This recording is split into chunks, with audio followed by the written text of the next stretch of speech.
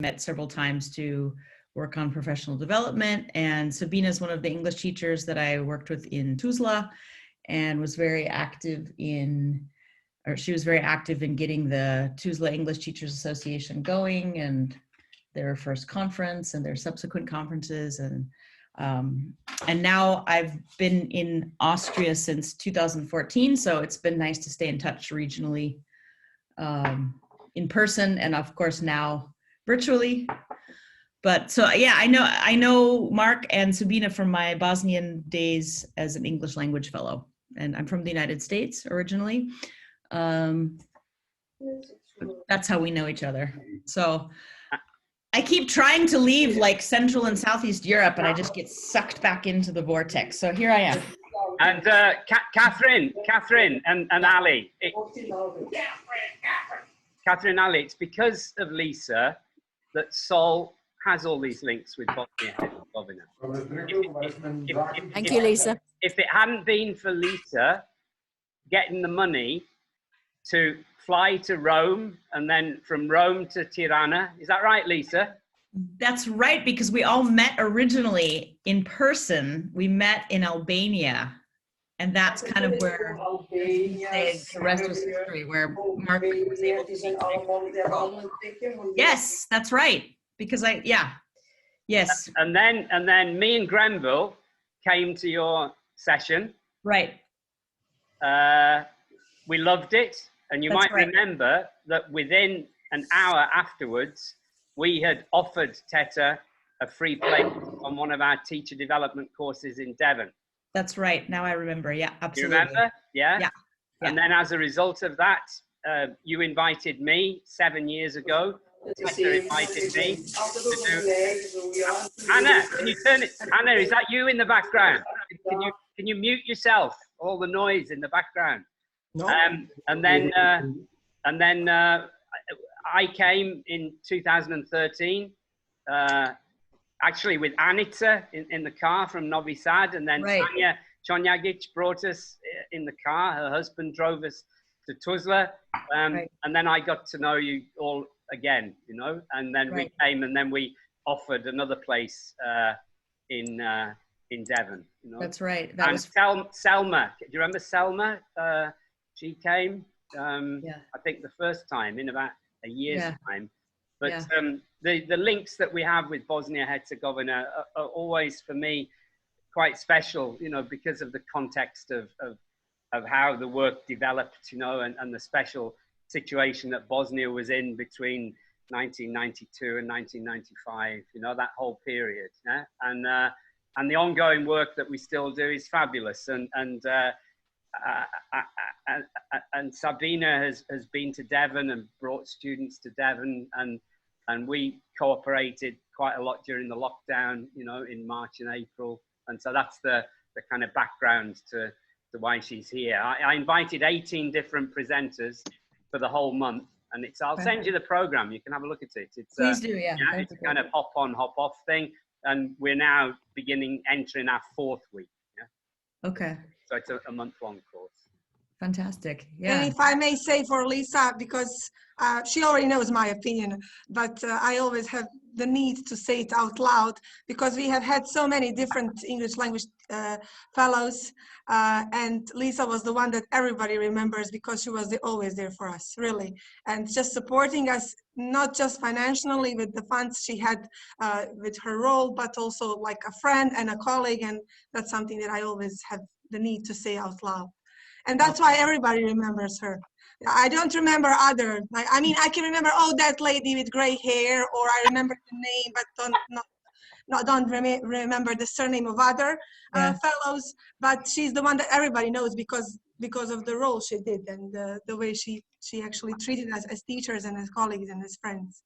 So yeah. Thank you, Sabina. It was very easy to do when I was surrounded by such dynamic, fun, interesting people who made me feel at home so far away from home. So, and that's why one reason why I appreciate being in Austria now, because I'm physically still quite close, and it's important for me to keep those ties, both professionally and personally. So I appreciate that. Thank you.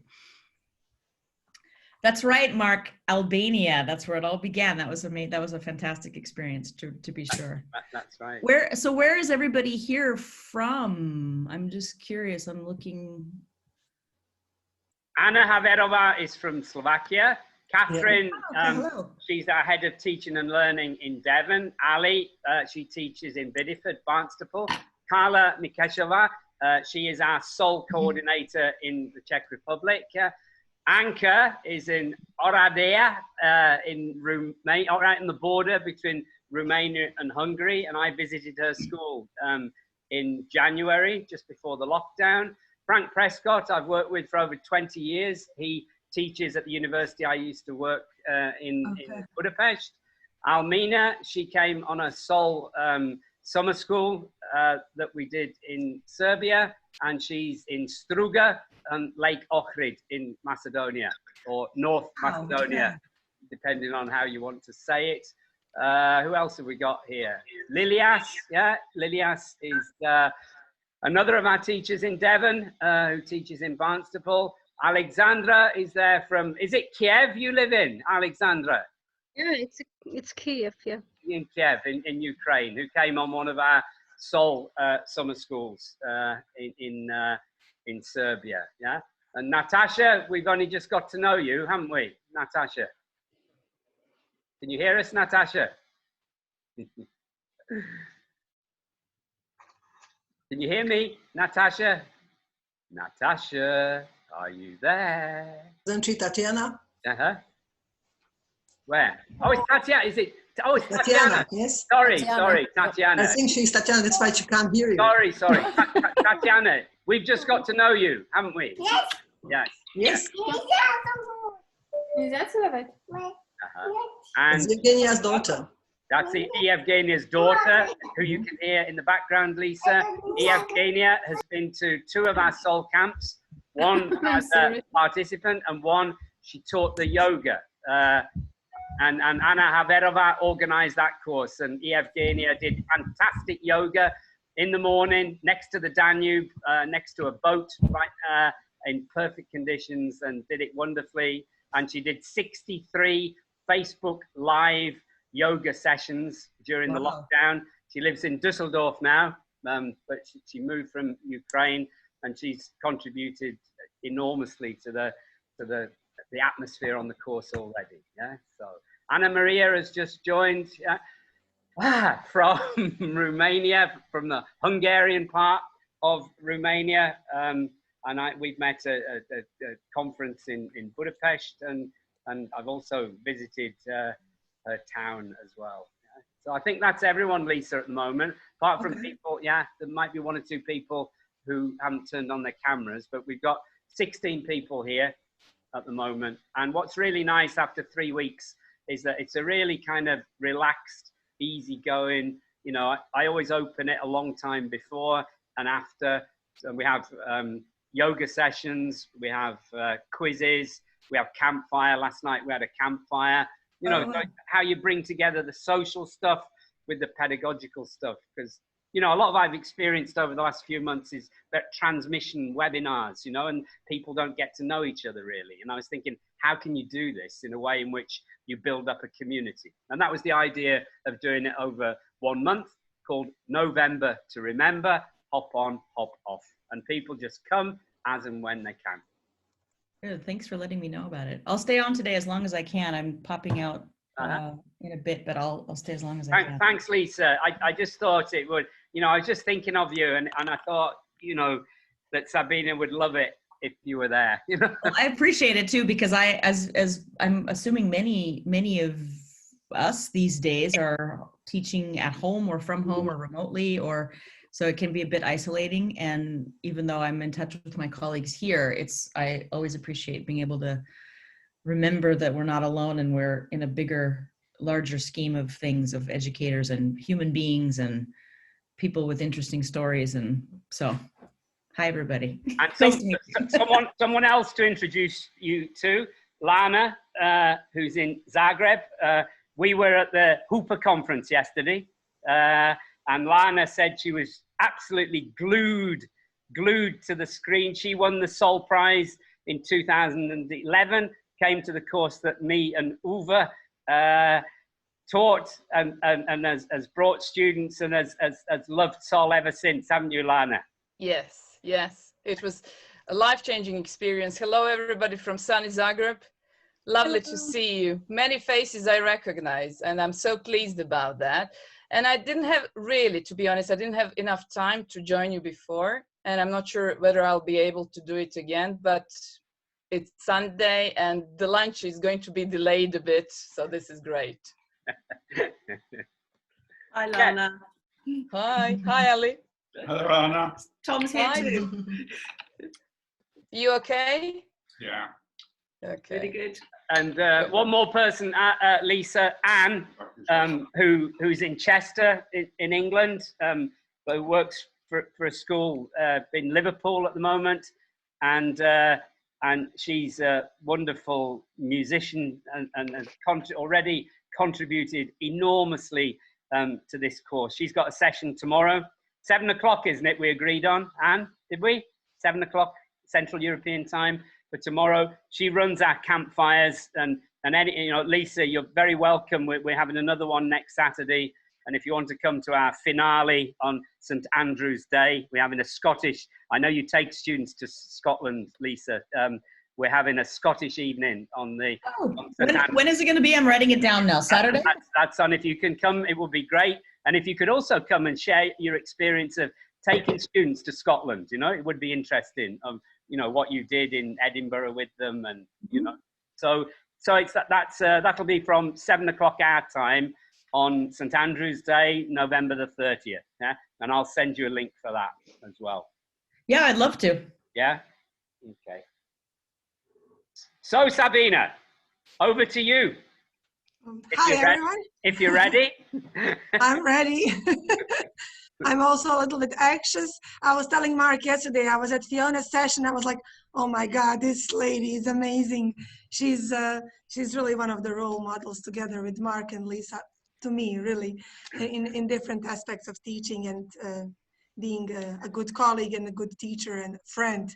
And one of the things that I want to start with is this ruler from Clovelly, because I have had really a great time there, experiencing British culture in firsthand and having cream tea at Ali's and her husband's place. And that's something, those are the memories that just like will stay with me forever. And whenever I feel nostalgic about Devon, I look at my ruler. So let me start. Have you allowed me, Mark, to be the host? Yes, host. Okay, co-host. Okay. Just a second.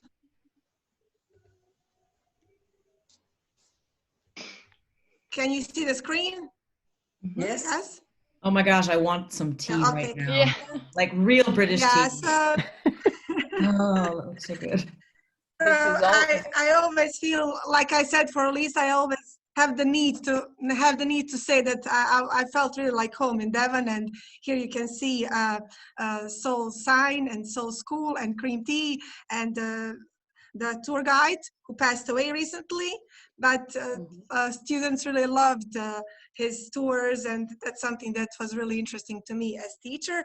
I teach at Big Ben Center Tuzla, which is my small private school, but I also work at University of Tuzla as a higher teaching assistant, senior teaching assistant, and in kindergarten. So vast array of different kind of students. So I hope that you will find something useful in this workshop, and that you will take away something that you can apply in your classroom. Hello, Ronan. Oh, it's good to have you there.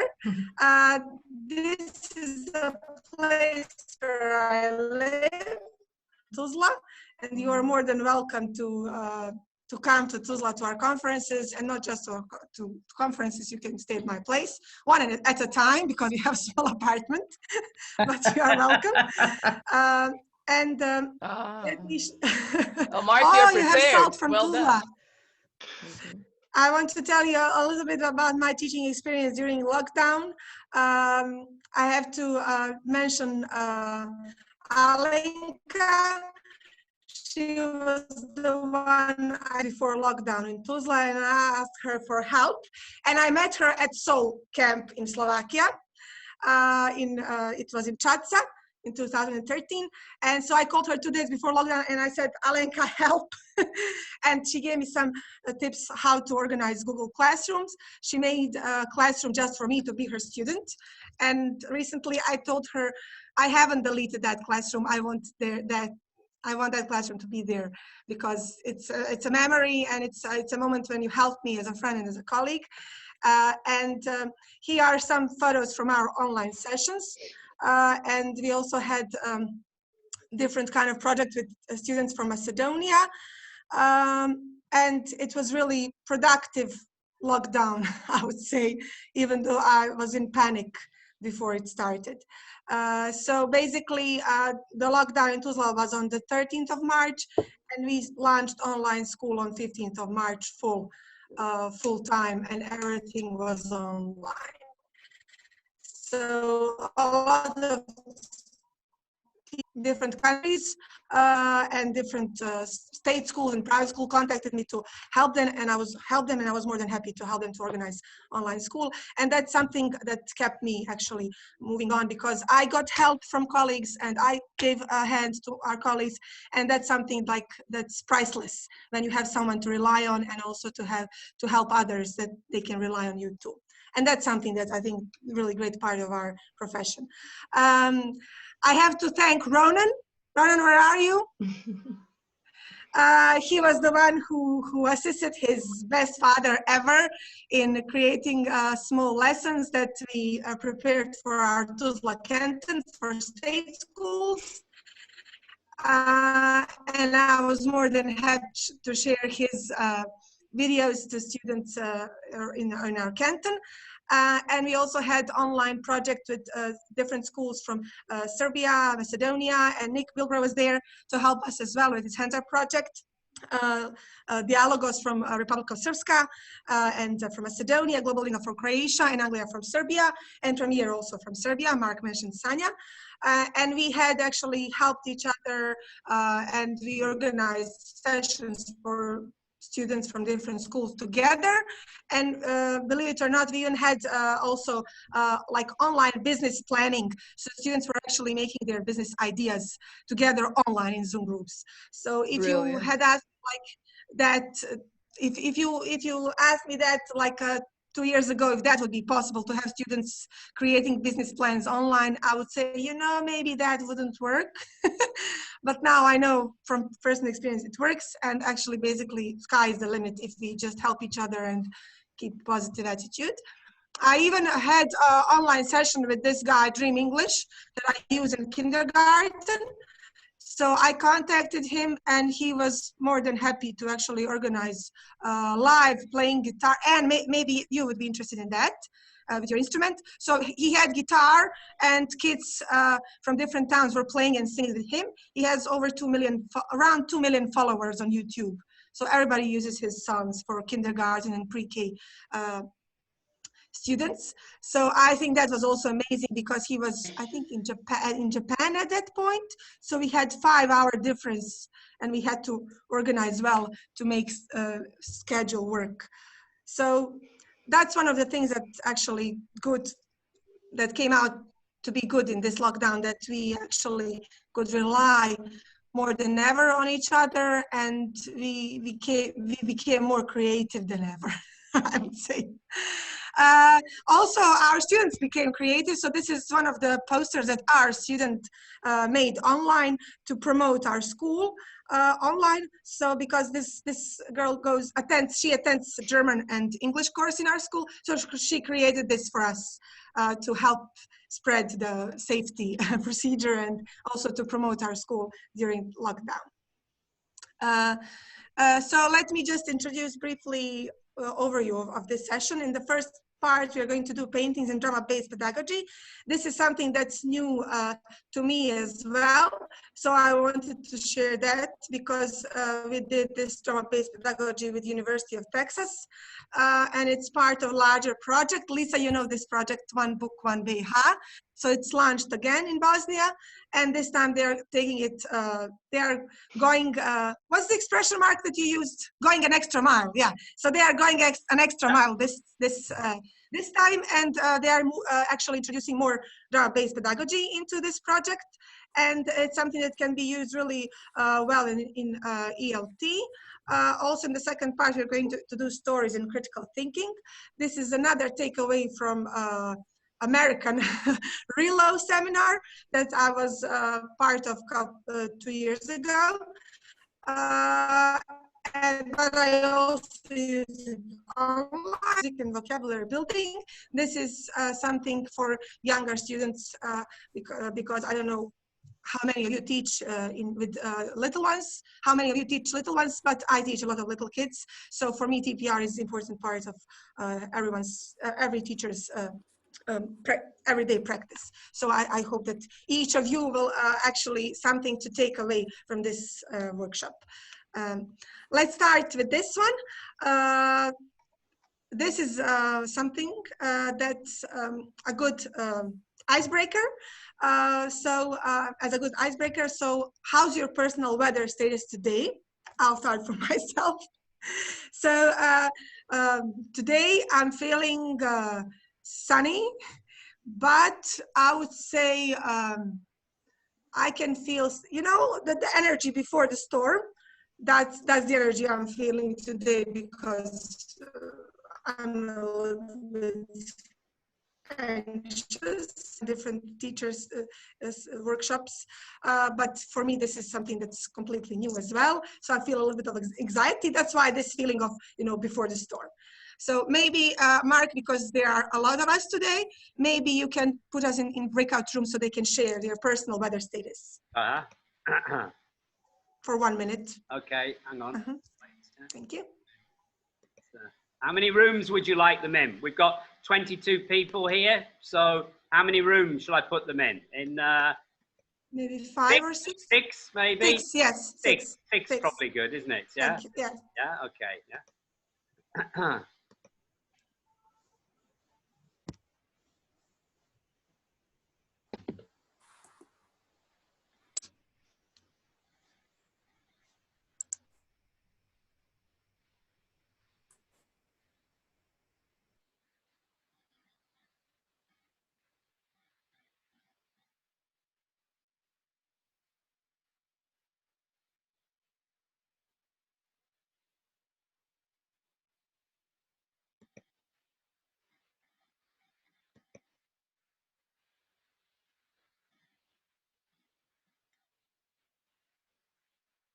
How long for?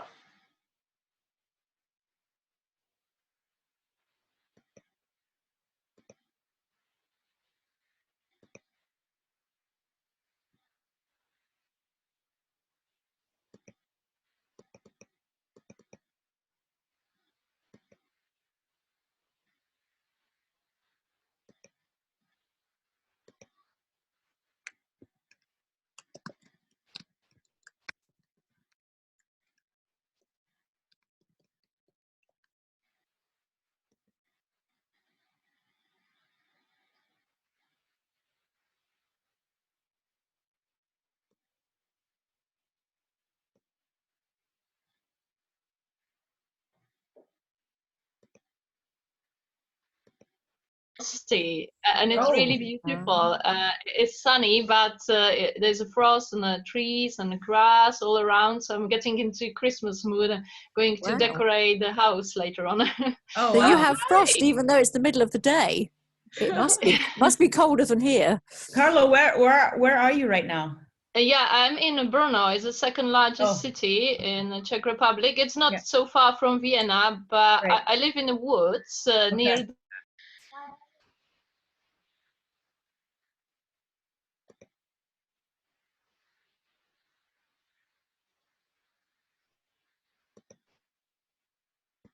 Country, which is much higher.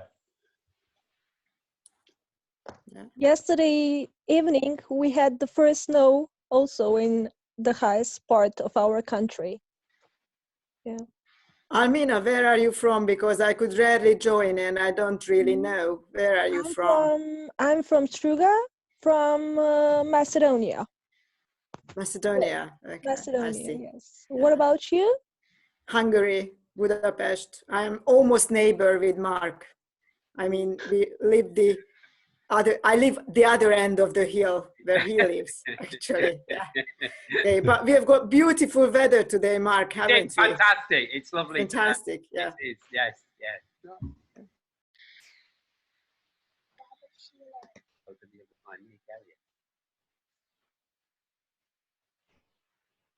Hey, Sabina, look, yeah. I feel it will be relaxed. Relax. Hi, Mark. I told you 1 minute, Mark.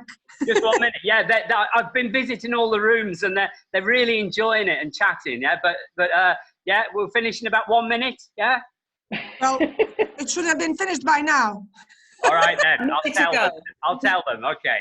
Yeah. Thank you. Thank you.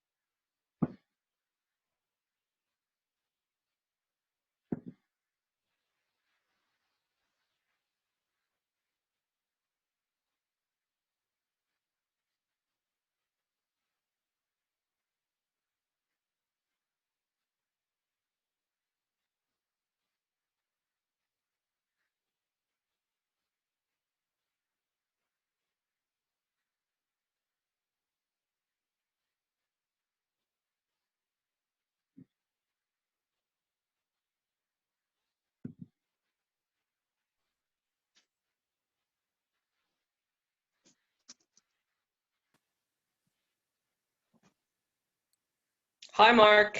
All right. How are you? Fine, thanks. Now back in the main room. Yes. With all the rest. Hello. Hello. Hello. Okay, I hope that by the end of this session, your personal weather series will be either as good or better than it is now. Let's move on. Just a second. Can you see? Yeah. Okay.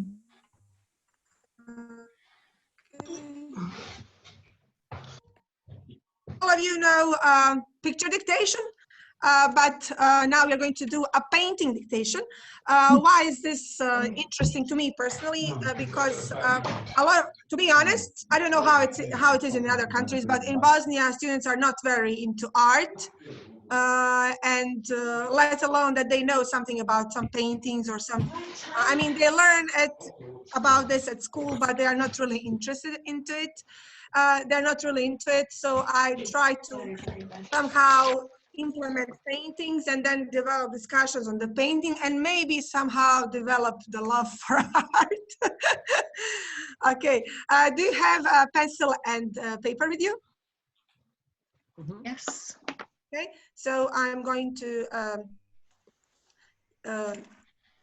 give you some instructions and you're going to draw a painting. Are you ready? My computer.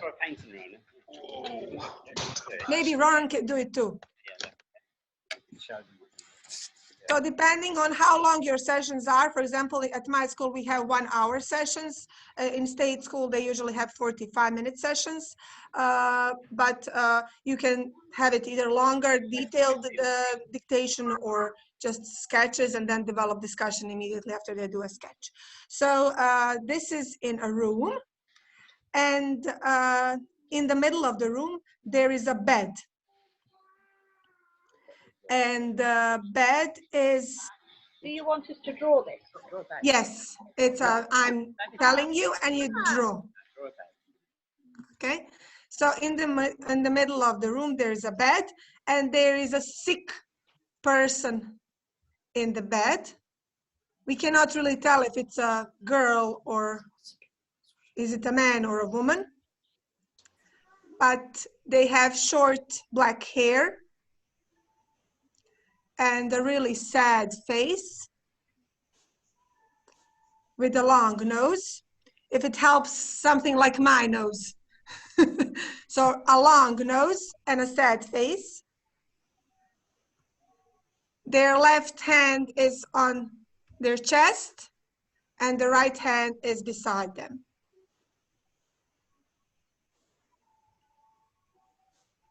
And they are covered with a blanket.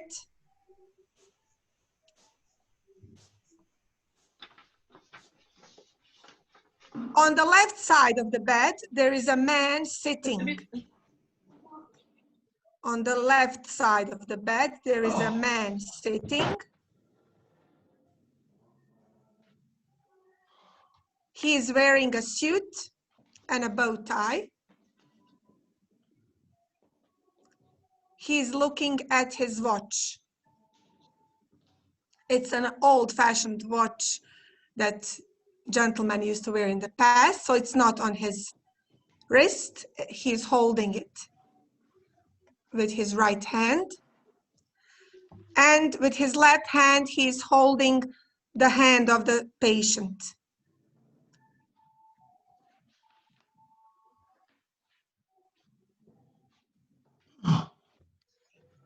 His hand just got really long. Yes, mine too. So we cannot really be sure. Maybe he's looking at a watch and measuring the pulse, but he's holding the hand of the patient. On the right side of the bed, there is a lady.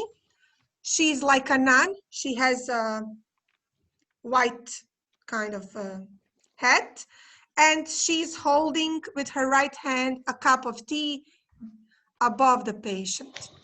So with her right hand, she's holding the cup of tea with or maybe holding a cup with a saucer above the patient. And with her left hand arm, she's holding a baby.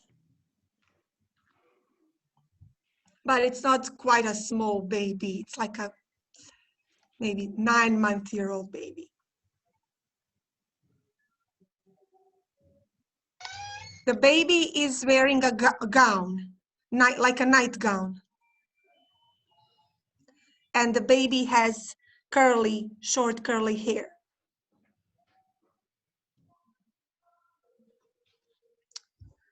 Above the bed, there is a small mirror.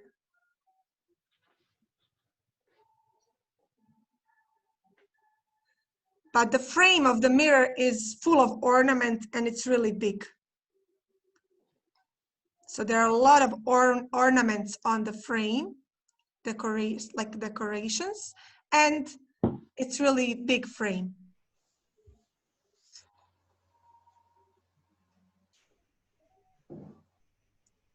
On the left side of the painting, on the left side next to the man sitting, there is something like a black wardrobe or black door. We cannot really tell, but it's really tall and it's like a black wardrobe or black door.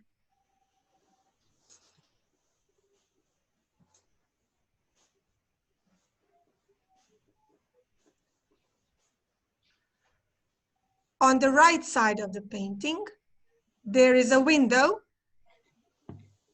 but the shutters are closed and they are brown.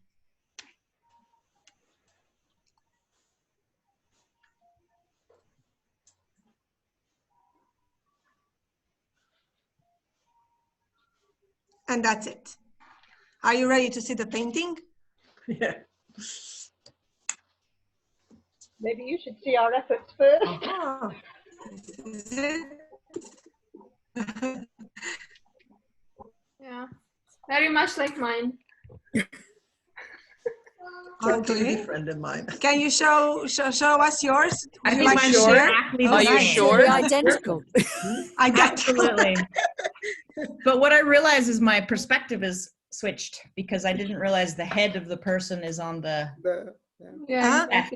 Yeah. Well, sometimes, for example, depending on what level your students are, I usually do this with my teen students. Yeah. So depending on their level of knowledge, like you can give more instructions, like give more instructions of the position. But if they are maybe A2 level, then less prepositions and less vocabulary give the perspective. So depending on the level. Okay. Can I see some of your painting? I saw ants. I saw. Better no. Okay, nice. Okay, let's move on.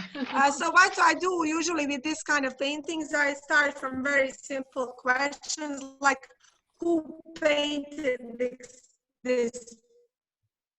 So in the chat, you can write 1, Picasso, 2, Van Gogh, 3, Hopper. So in the chat now.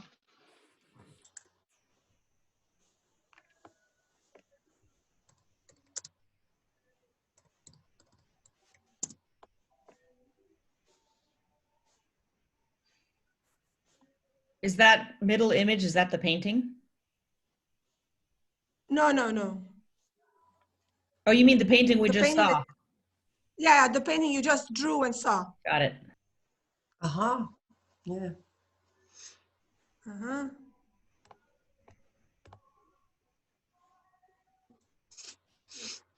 Okay. And the answer is, are you ready? Yeah. You won't believe it. Oh. Yeah, so it's Picasso. So I usually choose it's not really his signature style, but something from the days when they maybe experimented, or some periods of their life when they did some kind of paintings where they are not world famous for. So I also usually share with my students that I didn't know this was Picasso. For me, my knowledge of Picasso isn't into this. I know that he had different phases, but it's actually Picasso's painting. Okay, so what emotions does this painting evoke in you? That's why this picture, Lisa. Can you type in the chat? So what's the first emotion that comes to your mind when you see this painting?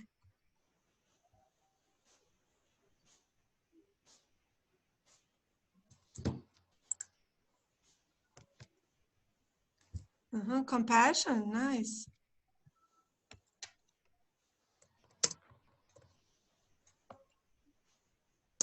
So we have sadness, worry, sadness, compassion, suffering, despair, worry.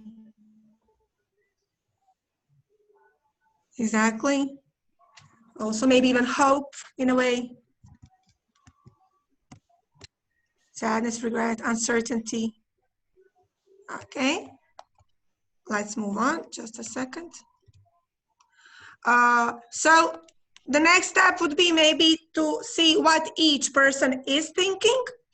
What might be each person thinking or feeling. So I intentionally put these two questions because, again, depending on the level of the students, if I'm working with, I don't know, B1 level students on this painting, then I would ask them with these, modal verbs. What could be the doctor thinking? What could be the sick person thinking or feeling? But if it's like A2 level, then I would use just simple present continuous. What is each person thinking or feeling? And then I would move on to, have you ever been in a similar situation? And then they would share in pairs. So these are just a couple of things that I would do in pairs, but I usually tell my students, okay, you're working in pairs. What is each person thinking or feeling? Have you ever been in a similar situation? And then they would work in pairs or in groups, depending on the number of these students I have. Another activity, I would say, like, what title will you give to this painting and why? Okay, can you type in the chat, what title would you give to this painting?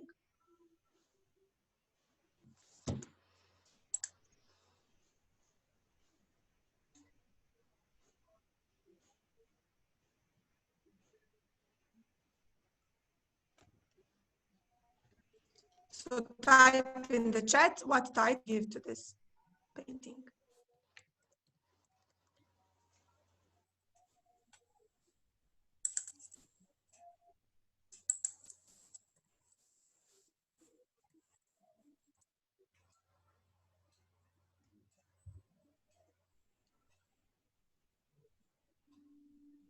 Mm-hmm.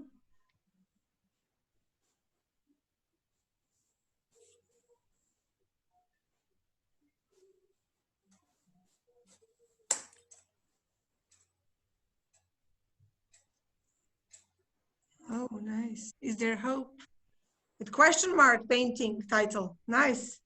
The beginning and the end, time, last hope, final hours, my mother's bed. How has your day been today? Fleeting moment. Oh, I like that one.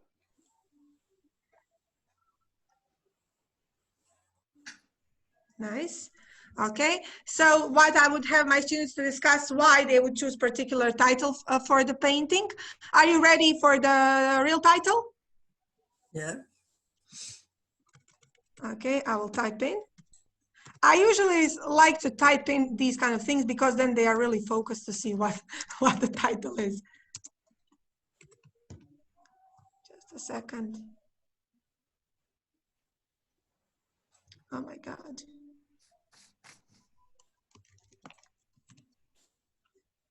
There you go. It's science and charity. Mm-hmm. And then you get, you know, some kind of revelation, like, it makes sense completely. Okay, next thing, I would have the second type of activity, more 21st century like, more market like. Would you make some kind of souvenir or something else using this painting? Why or why not? Okay, Mark, can you put us in groups of maybe 3 or 4 people, and then come up with the souvenir or set of souvenirs that you would sell, and explain why or why not why wouldn't you use this kind of painting for how long for, Sabina? How long for? 2 minutes is enough. Maybe 2 or 3 minutes. 3 minutes, 2 minutes, 2 or 3 minutes. Okay. Yeah, just to brainstorm what would you do and why, or why not.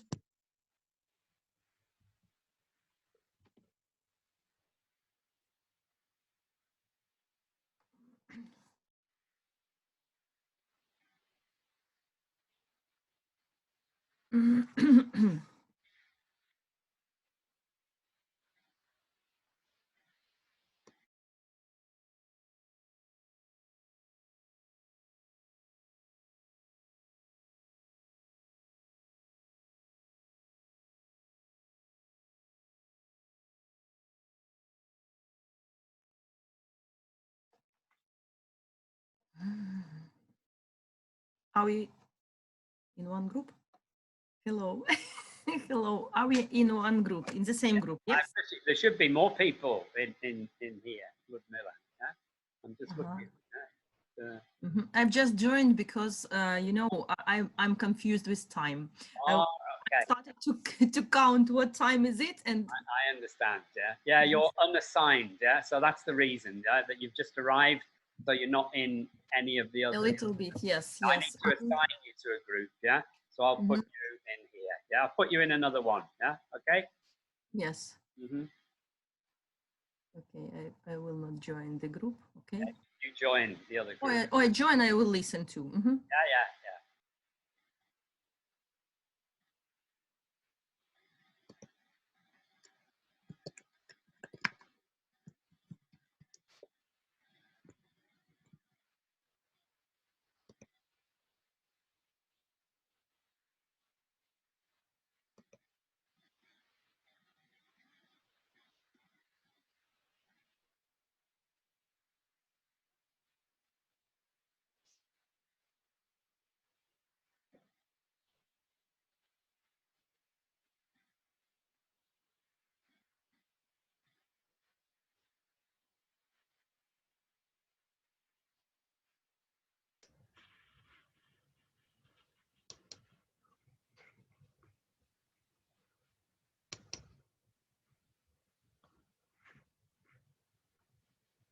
Hello, Mark. Hello, how are you? Oh, not bad, thank you. Thank you for coming, and thank you for the pigs. And thank you for inviting. The next part is very interesting, connected with painting. Yes. If you have time, I may show you for 5 minutes. Okay. if you have a desire. Oh, okay, maybe next time.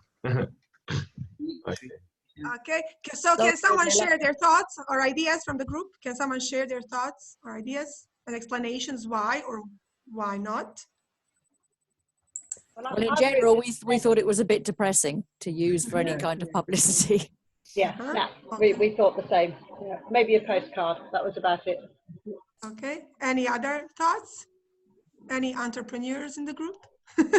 That you would you could do it for you could do it something for COVID research, because I mean, people lying on their deathbed is not a uncommon phenomenon at the moment. So at the moment, yes. You know, I was just telling Ellie and Lelias, now in Bosnia we have this kind of charity raising postcards that illustrate, actually, that show the painting of Safet Zec, who is a renowned painter, not just in Bosnia, but in the world. And his paintings, the last session, some of them are really depressing because they represent some things from Srebrenica, but they are selling these postcards to raise actually money for a good cause, so for charity. But I think it would be really, you know, you have to be really careful about choosing kind of paintings that you would use to raise charity for specific reasons. Are you ready to see what's really this painting used for in the souvenir world? Okay. Don't come back. Is that the souvenir? Okay, so stamps, and believe it or not, bags that are quite pricey. So some people even wear bags, carry bags with this. So I guess if there wasn't market for that, they wouldn't be selling them. But it's interesting just to see students' perspective on what would they use the paintings for, why yes and why not. Let's move on to the, another activity, which is, again, drama-based pedagogy. It's called 3D model. I really like this one because it involves art and it involves metaphor. Lisa knows I'm kind of linguistic nerd, so I always look at metaphors and everywhere in life. I certainly hope so. So write 5, or in your notebooks, write 5 or 7 words or phrases that help define your values, principles, and beliefs about charity. Okay, so 5 or 7 words that help define your values, principles, and beliefs about charity.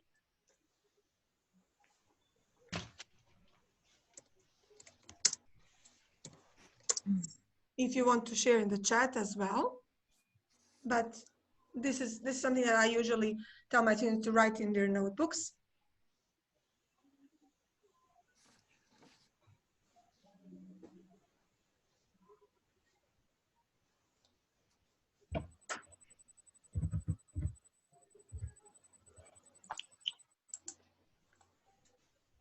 Oops, sorry. Is anyone willing to share what they wrote?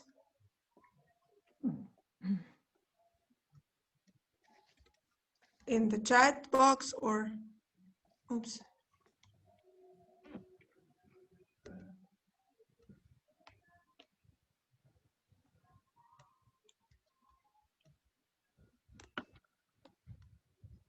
Oh, I kind of, sorry.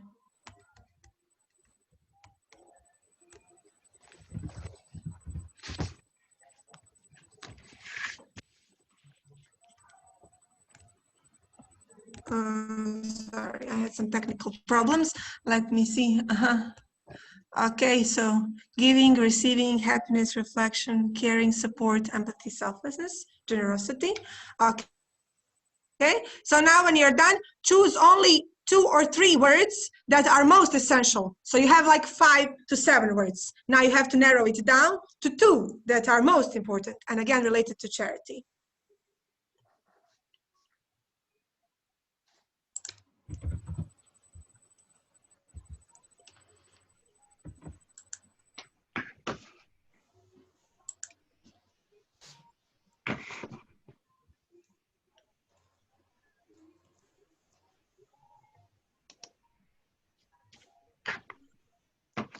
Okay, is anyone willing to share their 2 essential things? stealing, helping and caring, empathy, support, helping and caring, giving, volunteering, money, help, poor, empathy, solidarity. Nice. I think this is something that's help, hope, sharing, connection. I think this is a nice activity because it also, it's not just for development of vocabulary, of course, but it's also for making our students think, okay, now I have to choose two that are really most important to me. So it's also some kind of self-reflection on what's important to them. If they had to choose, what would be those two words that actually represent their view of charity. And then also when they share, they get to know each other better when they share their views on this. Giving back, caring. Okay, so now comes the artistic part. Okay, so in classrooms, when you have real classrooms, you can have to actually create just a second from current slide. Okay, they have to create 3D model.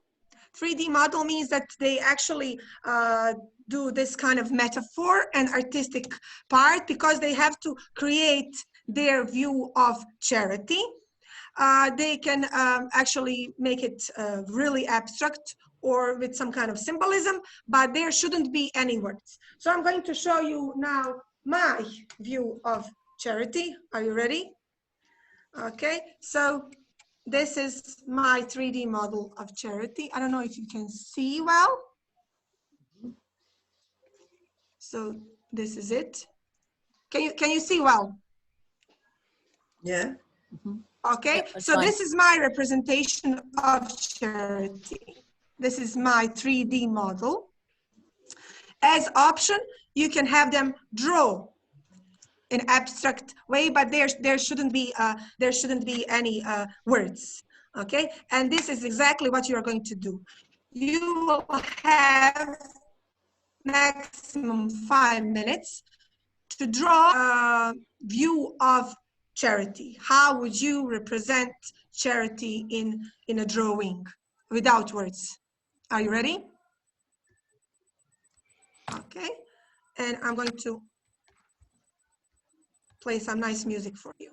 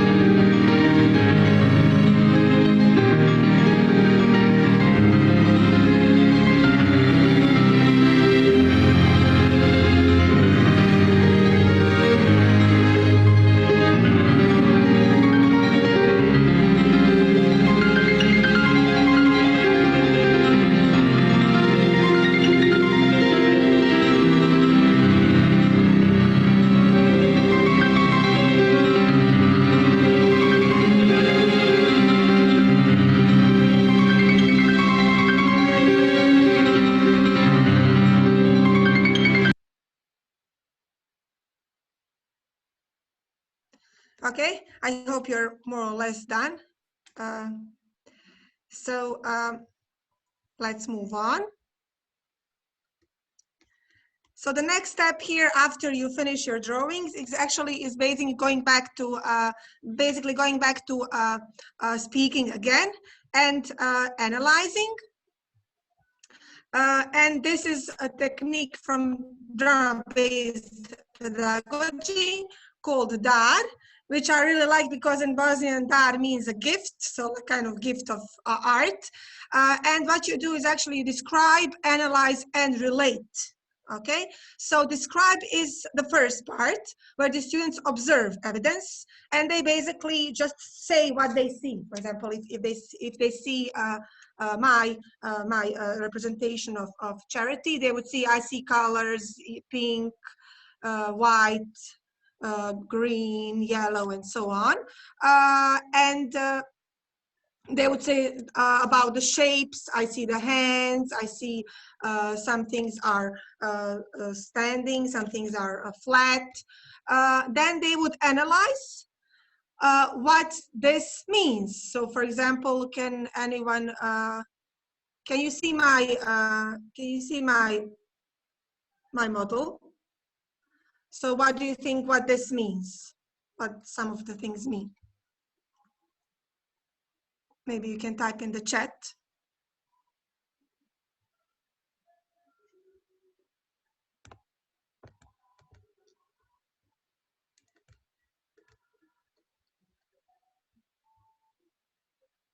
The hands are for helping and giving. You see the flowers. You see here the world. There's a map of the world. You're hugging the world, Lana said. Hands for giving and receiving. So flowers for beauty and hope. Mark is giving some comments as well. A white cross. Okay. It's a figure with hands and rose, so it means health and beauty. Okay, so that's the second part. Last stage is relation. Okay, so relate, connect, interpretation to theme. What does this make you think in relation, not to justice, but to sorry, this is my mistake, in relation to charity. Okay, so what's your view? How do you relate it to the charity? Because giving is always sharing, and charity is also sharing. Rose is something good, charity is something good, beautiful, charity is beautiful.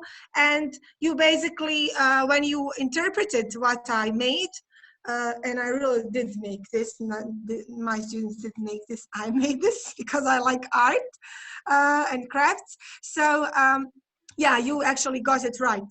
It represents a person with roses in their head, so they have good, beautiful thoughts. And the heart, you see, this is the heart again, a good heart, sharing to whole world. So that's what you actually interpreted well. That was my intention. And now you're going to work in groups. Mark, can you put them into groups? You are going to share your drawings of charity, and you are going to do this technique, DAR technique. I know for sure that in breakout rooms you cannot see the screen, so maybe you can either take a photo of it, just to make. How long for, Sabina? How long for this time? 5 minutes. 5 minutes. Because okay. it will take time to describe, to analyze, and to relate to charity, not to justice. So describe, analyze, and to relate.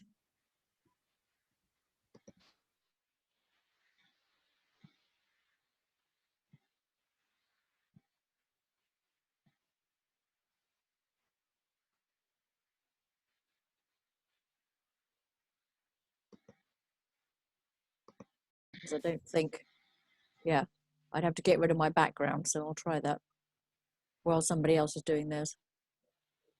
I haven't done it really. I'm horrible at drawing. The only thing I can draw is two hands hugging the world. I mean, this is the basic, the simplest thing. Mine's quite similar, I have to say. Yeah. Ludmila's got a very interesting looking one. Oh, Mark, lovely. Yeah. Something like that. In the shape of heart. Yes, yes, yes. We have a look at Ludmila's.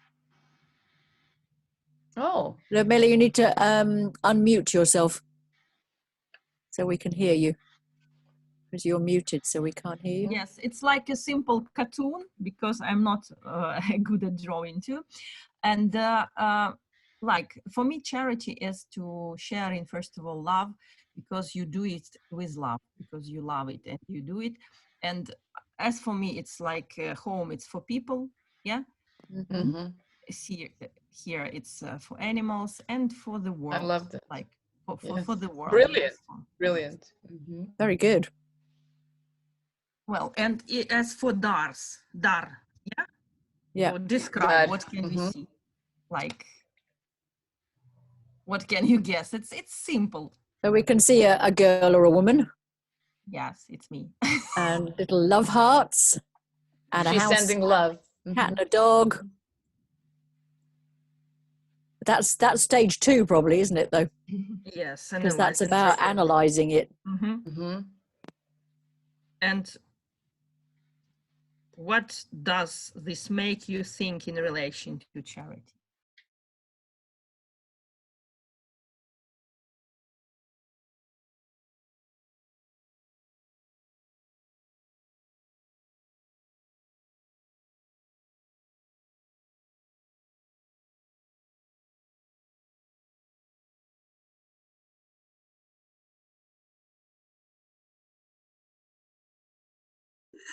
So how does this relate to charity then? Well, charity is about the helping of each other. Mm-hmm. Yeah. So the sense of togetherness is always for me charity. Togetherness. Charity is for me is also being how I relate it. Charity is that we all have to think ahead of us. We never know what comes along in our life, so we can either be on both sides of receiving and giving. Yeah. Ooh, so Mark. Shall I tell you now what the intention was? Okay, of course. Yeah. So it is people, the fact that we're all connected.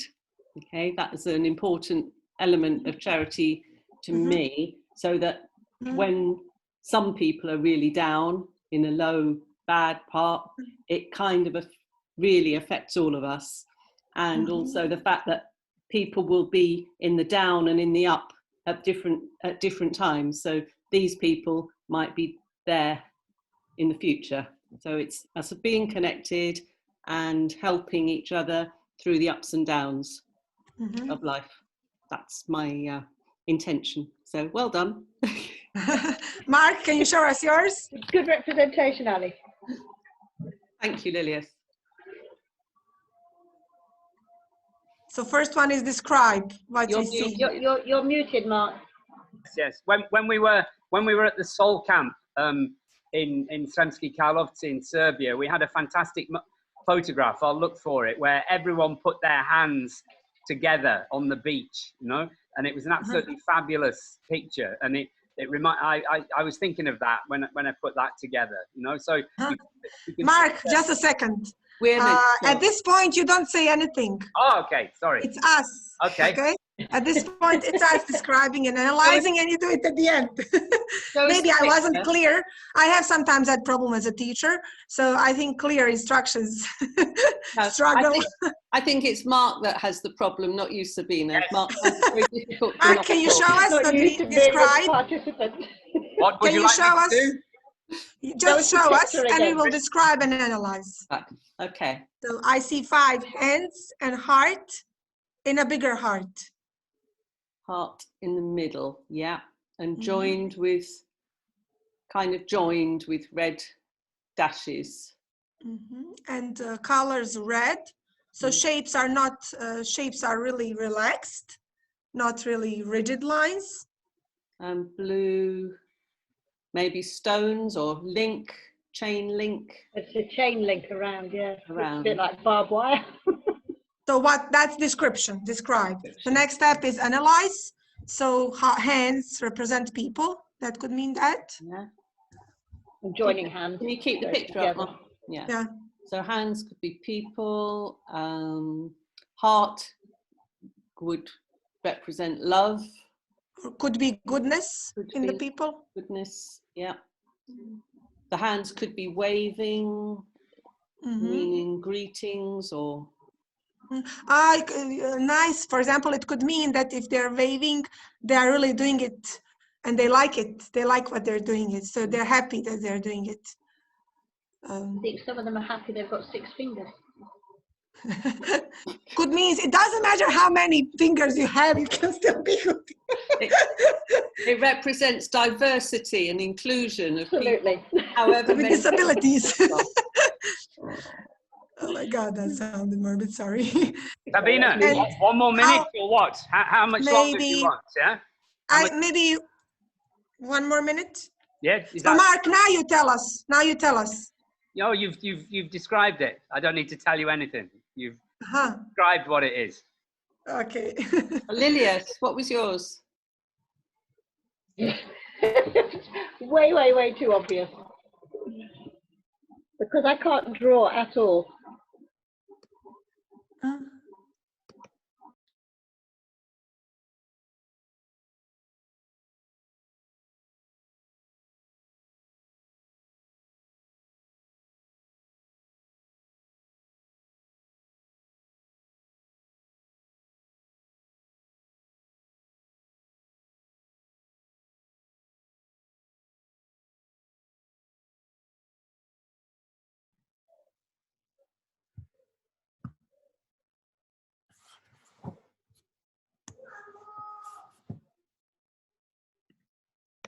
You all right? Yeah, I'm sorry, I have to go around. No problem, yeah. Come and go. Yeah, those films, we could actually make a kind of little course with them. You know, Yeah. the did with Rhoda, yeah? And I think people, that's a fantastic one. That was our first one that you saw, you know, and I put that because it was connected to Bosnia. But it's brilliant, you know, for practicing the structures and the geography and sport and everything, yeah? I love it. Yeah. Okay. Well, I hope that you enjoyed this activity. Maybe I didn't give clear instructions enough. I apologize for that. As a teacher, I always have to learn myself as well. But it's very important that people who describe and analyze do that on their own. And the artist doesn't say at all anything until the very end. So the artist gives a comment at the very end after everybody has described and analyzed in their group, and then the artist actually says, yes, that was my intention, or no, not really, I really wanted to do this. So I hope that you find this useful, that you can use it with your students, and this is very good for abstract concepts, for development discussion, group work, even pair work, but group work is better because then you can have 3. The ideal is that you have 3 people, one who describes, the other who analyzes, and the artist, and then they change. You know? But if you cannot manage the numbers, then you do pair work or group work depending on the number of students. Of course, as I said, the original idea is that it's a 3D model, but as you can see, it can be done also in 2D, so the students actually draw. Let's move on. So this was actually the first part, and let's move on. Sabina, sorry to interrupt you. I have to go, but I'm gonna say goodbye, but thank you for. Well, I hope that it was useful for you. Thank you very much. Hey, Mark, be in touch, please, with further links. Yes, definitely. Yeah. Bye, everybody. Have a good day. Bye, Lisa. Bye. Thank you, Lisa. Bye. Great job, Sabina. I enjoyed it. Thanks for the tips. Bye. Thank you. And this is something that I also give to my students when they describe, like what are the lines, what are the shapes and colors, just to make them aware what they can talk, to give more detailed descriptions of the drawings or the art. Now it's a story time. Does anyone know this story, The Bear That Wasn't? Yes or no? Okay, so due to time management, Mark, do you think I should speed this up or should I? I don't know. You ask people. I mean, we have no restriction at all. You know, we can, but ask people, you know, like how they feel or, you know, who needs to go. And Can you write in the chat if you want to stay, if you want the full version or shorter version? I know it's Sunday. Yeah, no, what we can do, this is a good moment for this, for democracy in the classroom, where you ask everybody and then yes, longer, the shorter version or the longer version, and then you take a majority decision, Sabina. You know, you see what the majority says and go with the majority. Okay, Mark, can you create a poll? Because here I cannot create a poll for some reason. I don't know how to do that. Yeah, like. Okay, can you just type in the chat? The majority is saying they've got 15 minutes and they'd like the shorter one. Okay, so I'll do the shorter one. So what we will do? This is how I do. I give to each student one caption of a story, and I send them privately in the message, and they have to illustrate that caption. I'll give you just one example to illustrate how it is. For example, normally I send this to actually one student only. Okay, so I choose one caption and I send to a student, and they have to illustrate this. This is one caption. As winter turned to spring, the bear awoke and stepped out of his cave. His eyes popped. Where was the forest? Where was the grass? Where were the trees? Where were the flowers? What had happened? So the student has to actually illustrate this. Maybe they would draw a bear like with question marks and everything blank around them. So it can be a very simple drawing that they can do like in 2-3 minutes. And then after each student gets their caption, they actually listen to the story. And this is psychological part of the workshop, is that of course there is an online version, there is a cartoon of this story, there is a storyteller telling this story, but the psychology says that it's very good that when the teacher reads the story to their students. So I'm going to read the story. Are you ready? Does anyone know this story? If you know, can you type in yes? So no one? Okay, I like that. Okay, are you ready? So, The Bear That Wasn't by Frank Tashlin. Can you hear me well? Yes, okay. Once upon a time, in fact, it was on Tuesday, the bear saw that it was time to go into a cave and hibernate. And that was just what he did. Not long afterward, in fact, it was on Wednesday, lots of workers arrived near that cave. While the bear slept, they built a great, huge factory. As winter turned to spring, the bear awoke and stepped out of his cave. His eyes popped. Where was the forest? Where was the grass? Where were the trees? Where were the flowers? What had happened? Bear thought to himself, I must be dreaming, he said. Of course I'm dreaming. But it wasn't a dream. It was real. Just then, the foreman came out of the factory. Hey, you get back to work, he said.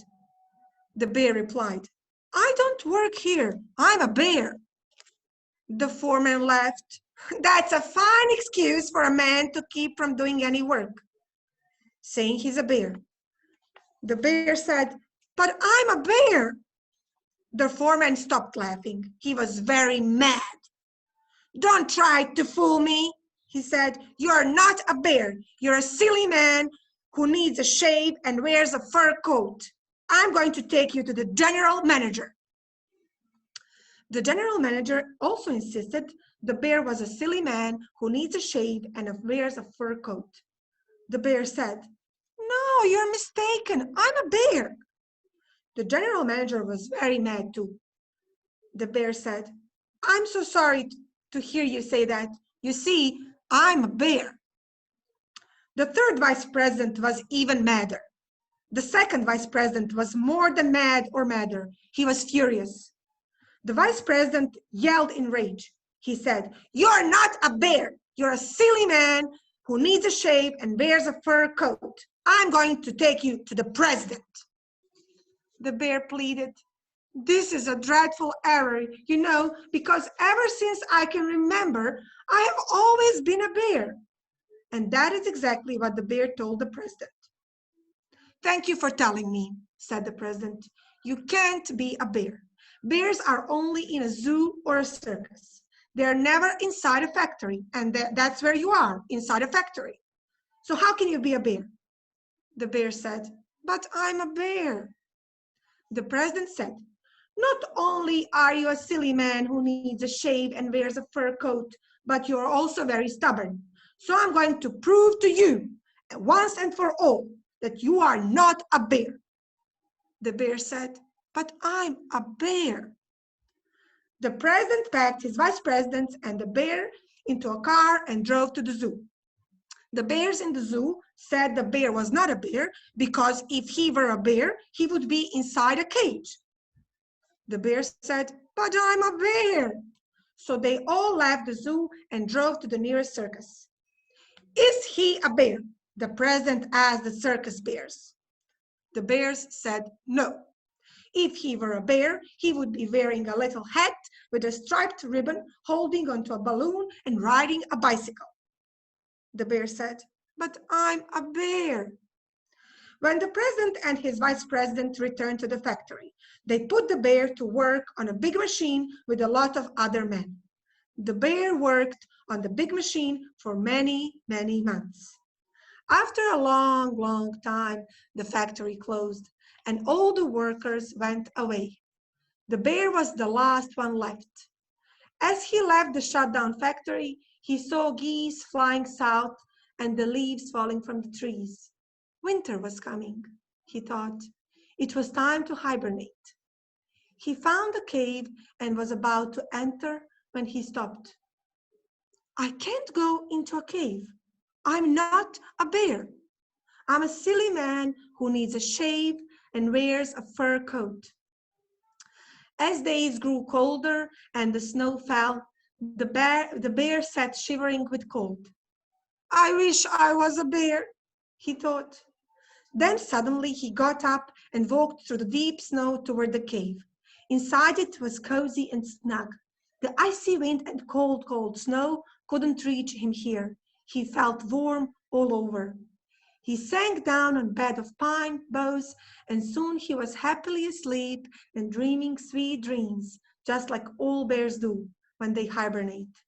So even though the foreman and the general manager and the third vice president and the second vice president and the first vice president and the president at the zoo, bears, and the circus bear had said he was a silly man who needed a shave and wore a fur coat, I don't think he really believed it.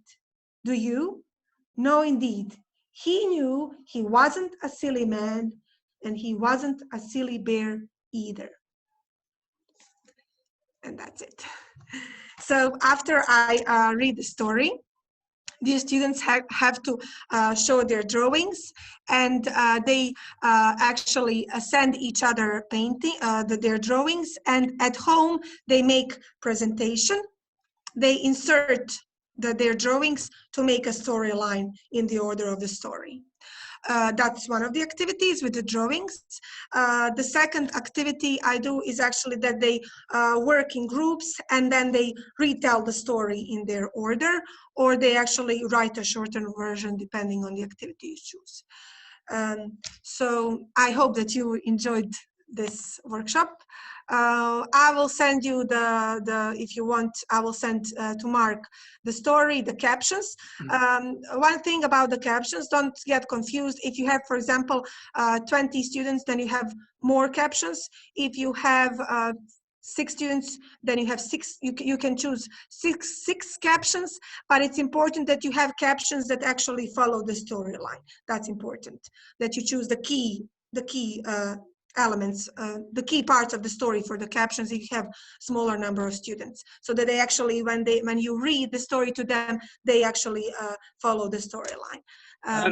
Before everybody goes, one thing that we've been doing that's proved very good is if everybody now in the chat could write something that they are taking away from this workshop, and it can be to do with the content, it can be to do with the methodology, it can be to do with the personality of the presenter, it can be to do with the work in the breakout rooms, or any, it could do with the images, it can be to do with the technology, it can be to do with the way that you feel that Zoom as a medium, you know, like how that works for us. So any of those things, yeah, if you could just spend bye Ali, or if you could just spend 2 or 3 minutes doing that quietly. And then what I wanted to say as well, I don't know, Sabina, do you have 5 minutes or so right at the end, you know, to talk to me, you know, like about how it was, yeah? Because yes, what did you want to say, Sabina? I forgot one important thing. You see that here the story is about identity. So very often after these drawings and, you know, retelling the story, here comes the most interesting part. It's discussion about identity, like how the environment makes us feel what we are not, forces us to be something that we are not. So that's something that teenagers really like, discussing about peer pressure. That's the actually goal of the storytelling. One thing, when I was doing my MA at Lancaster, which influenced me enormously, we spent a lot of time talking about understanding the language classroom. And that's where Judith Hanks, you know, where she did her MA and PhD and got all her ideas about what is now called exploratory practice. Yeah? And one of the things to understand a classroom that's great to do is where you get triangulation. You know, now triangulation is where you get the view of the teacher, the view of the observer, and the view of the students. Yeah. So in this sense, I am like the role of the observer. Sabina is the role of the teacher, and you are the students. And if it was possible, if 2 or 3 people had time to spend maybe maximum 15 minutes, yeah, together with me and Sabina to talk about the experience that we've been through now, it would be absolutely fabulous, you know, because then we'd be able to share it with other people. One of the good things about recording the sessions is that they're very rich and valuable for teacher development purposes. They're also very good for the presenters to watch themselves, because one of the best ways of improving as a teacher is to watch yourself, you know, and to be filmed. Yeah. And so Sabina will be able to sit with a nice glass of wine or a nice cup of Bosnian coffee, you know, like, and sit down with her husband and together watch this at home and just learn from it. Yeah. We learn an enormous amount from just watching ourselves, really. Yeah. So yes, so if anybody can stay, I'll leave it open, and because a lot of people need to go now because it's a Sunday. It's the only thing we've got on today, and it's great that you've come. You know, that we've had 22 people who've been here on a Sunday lunchtime. I've loved it, Sabina. And then tomorrow, Anne is going to talk about music and ELT, and we're going to do that at 7 o'clock. I'll put the change times up in our chat and send you in a nice email later this afternoon. And then afterwards, Bev is going to talk about Thanksgiving, because it's Thanksgiving coming up on Thursday, her perspective of Thanksgiving, and also the perspective of Native Americans of Thanksgiving, because, you know, they have a very different perspective of Thanksgiving. So that's the plan for tomorrow. Enjoy the rest of the day. I'm going to get out here in Budapest. As Anne knows, it's fantastic weather here, and I must tear myself away from this screen. I feel as though for the last 3 weeks, basically from breakfast until I go to bed, I just kind of worked on this. Yeah, but it's fantastic. I've learned more as a teacher trainer in these last 3 weeks than I have in the last 3 years. You know, and so for me, this has been an unbelievable experience, really. So can we have a round of applause for Sabina? Thank you ever so much. Yeah, for everything. Thank you. Bye-bye. And those of you who can stay, stay, and then we'll see how many people we've got, and then we'll start again in about 2 minutes. Okay? We'll have a break. 2 minutes, 3 minutes. We'll see who's here. If anybody's here, it might just be me and you, Sabina. But we'll Never see. mind. Then I'll come here in 3 minutes. Okay. Yeah. Come back in 3 minutes. I'll leave it Thanks very open. much. We'll see who's here in 3 minutes. Take care. See you soon. Bye.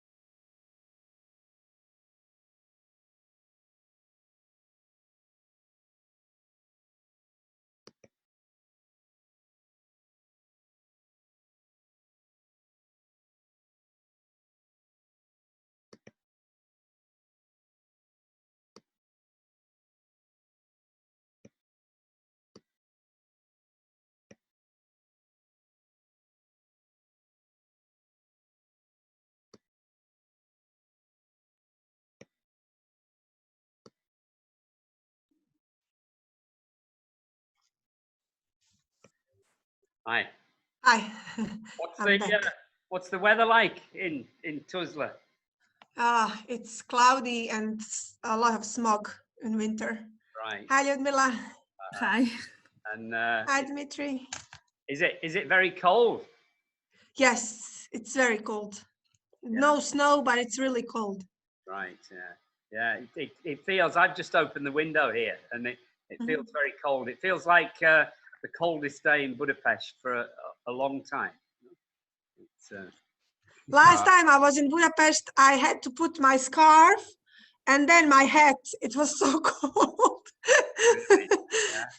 It was so cold. Sabina, I thought 2 hours between Budapest time and Kiev time, but only 1. That's right. If you have a desire, yesterday if you have 5 minutes, yesterday I showed the place, 3 Little Pigs, and there is a great second part, only 5 minutes, connected with painting. How to show the fairy tale using paints, if you have a desire, if you have time. Yes, of course, yes. Dimitri, not now, Dimitri. Yeah, we're going to do this. We're going to do the lesson feedback now. Oh, okay, right. Great. And we can look at that some other time, if that's okay. Okay. No, is that all right? It's not a problem. Okay. Yeah, okay. We'll see if anyone else comes, But Ludmila, Dimitri, thanks ever so much for coming. And first of all, maybe I can ask you, Dimitri and Ludmila, when was the last time that somebody came and watched your lesson and gave you feedback on the lesson? My lesson with students. No, sometimes once a year we visit, once a year or 2 times a year, or once in 2 years we visit different classes, and teachers also visit our classes and we share ideas. Right. How about you, Ludmila? The same. It is sometimes when we have free time and we don't have where to sit. Sometimes it happens. All classrooms are occupied, so we have to just sit to do our stuff, and simultaneously we can be present at the lesson of our colleagues. Right. But we have different approach at the university. It is not so interesting as you show us. Yes. Okay, Anka. What I asked was, when was the last time that somebody came to your class and observed you, and then afterwards you spent at least half an hour talking about the lesson? I think it was maybe 4 years ago. 4 years ago. And how about you, Anka? I think 4 years ago. 4 years ago. Right. Okay, it should be a common practice, but it's not in fact implemented to go and watch other colleagues' classes and other colleagues to come, and we only do the paperwork, some imaginary lesson, unfortunately. So it would be very helpful. Right. Now, can you all put yourselves on gallery view so that you can see in front of you 5 people, yourself and the other 4 people? Can everybody? I'm already on that. You're already on gallery view. Dimitri, are you on gallery view? Gallery view? It means what? It means like 4 people, 5 people at once. Yes. Yes, it is. Every minute of my class. And I love collaboration and cooperations with my colleagues. For example, yesterday and also last year and this year, I taught English with my colleague. We cooperate, we use different groups, lots of students from 2 groups, and we describe something. That's great. I love it. And Dimitri, can you see the other 4 of us? Can you see 5 faces? 5 faces? Oh, yes. No, with me, yes. 1, 2, 3, 4, 5. So you can see 5 faces. I can't see. In the top right-hand corner, are you on speaker view at the moment? Yes. Oh, hang on. Yeah. If you can see speaker view, then you should be on gallery view, because if you clicked on speaker view, then it would take you back to speaker view. Like I've just clicked on, and now I can just see 1, 2, 3, 4, 5 pictures of us along the top, and one big picture of Ludmila in the middle of the screen. Now, if I click on those dots there, you can see 9 dots square. And if you click on that, then it takes you to gallery view. Oh, Mark, I have forgotten how to do it. Now, this is a good moment now. When I'm speaking, you see, when I speak, I see you and Sabina and Ludmila and Anka. So, Dimitri, he's okay. He's okay then. So you can see all of us. Okay. Now, one of the, I think, one of the great things about the Zoom room is that now we can look into everybody's eyes, can't we? Yes. All right. So it's very, very good for doing things that you often do in circles in a class, you know, where all the students can see each other.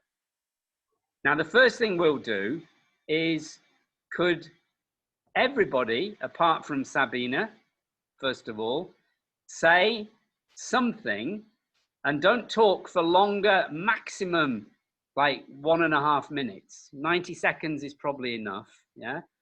And just talk about anything that you feel as though you've kind of learnt something from by being part of that lesson.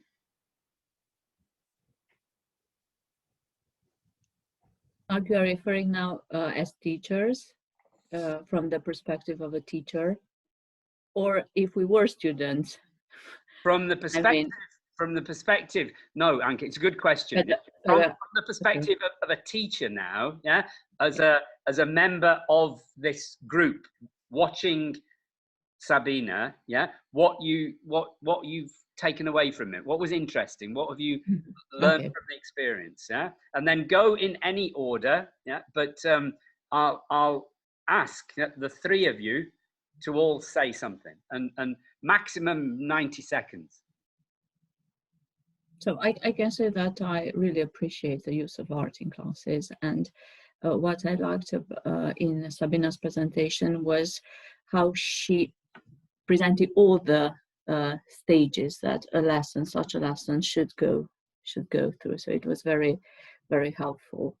So it was the first part with the picture, with the painting. And the second thing that I appreciate, how she uses stories, because I think that students, regardless of their age, they love a good story. How you can start with a story, and how you can go further and develop different ideas, like that one with the identity. So it will always make I think a lesson interesting if you start with a story, with a good story, because that would definitely stir their interest and then develop that idea. I'm not sure if my students would be so, some of them are gifted, talented at drawing, but most of them are not. And being high school students, I don't think that they would actually draw so much or make up models or crafts. So that might be a problem. Okay, so this is what I want to say. Can I give a feedback at this point, Mark? Yeah. If you want to.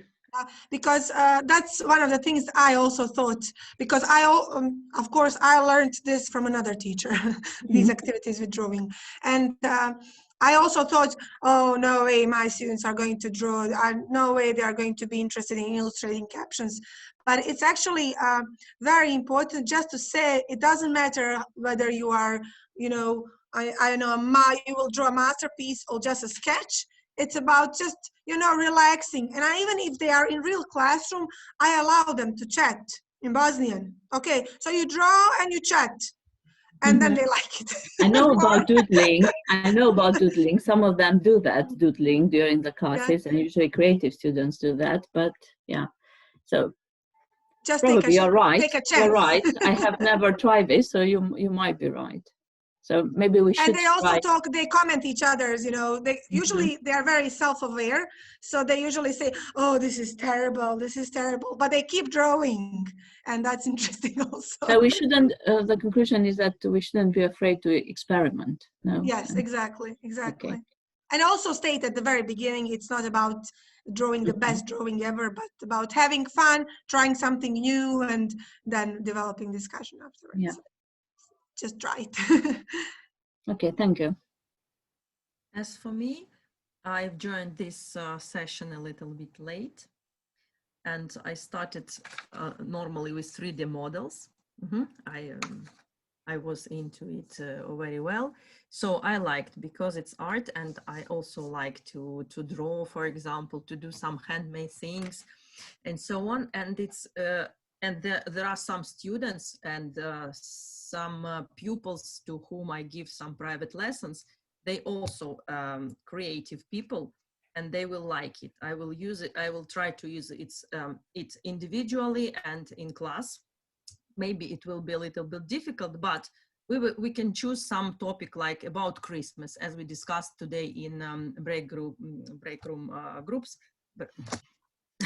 Okay, and about Christmas, for example, or about some other events. So always it will be useful, and always we can find a topic for such kind of activity. And maybe there will be some difficulty if the level of language of students is not enough, for example. Maybe, but this story with the bear, it was great because it's not complicated language, right? For students, even for I don't know which level. Okay, so I liked it very much, and I will use it. And maybe I forgot something. Maybe I will add something else, because now I forgot maybe. Well, thank you, Sabina. It was really, I'm feeling now very, very like inspired and energetic. I'm glad to hear that. Thank you. Yes. Sabina, I'd like to tell everybody that it's great using art. I love improvising. I like to improvise. You show me how to use pictures, how to describe even charity. For example, you ask us, please describe charity.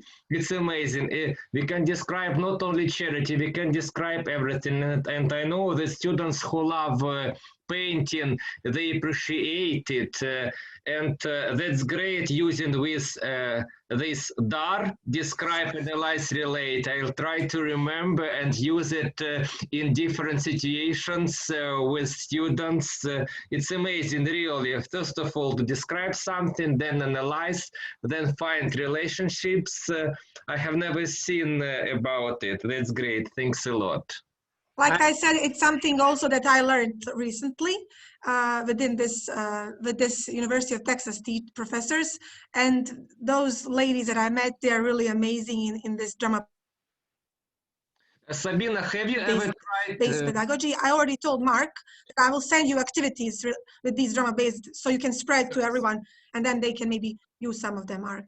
Sabina, I have an idea. Have you ever tried using DAR vice versa? First of all, relate, then analyze, and then describe. Not vice versa. Vice versa. I haven't, but it would be also interesting thing. Yes. Try. Why not?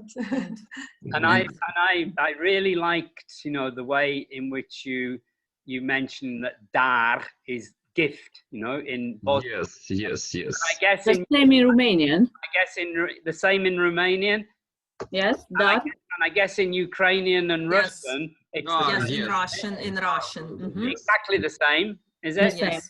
Exactly the same. You know, and there's an example of how a student's first language can help them and learn a second language, and you know, that's they know their first language, they know their own culture, and so you bring it in to help them make links, connections that they build on. Yeah.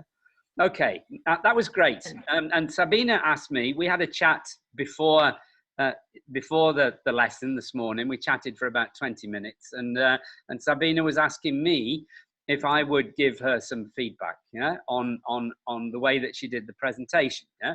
So I'm just going to say one or two things about that. Yeah.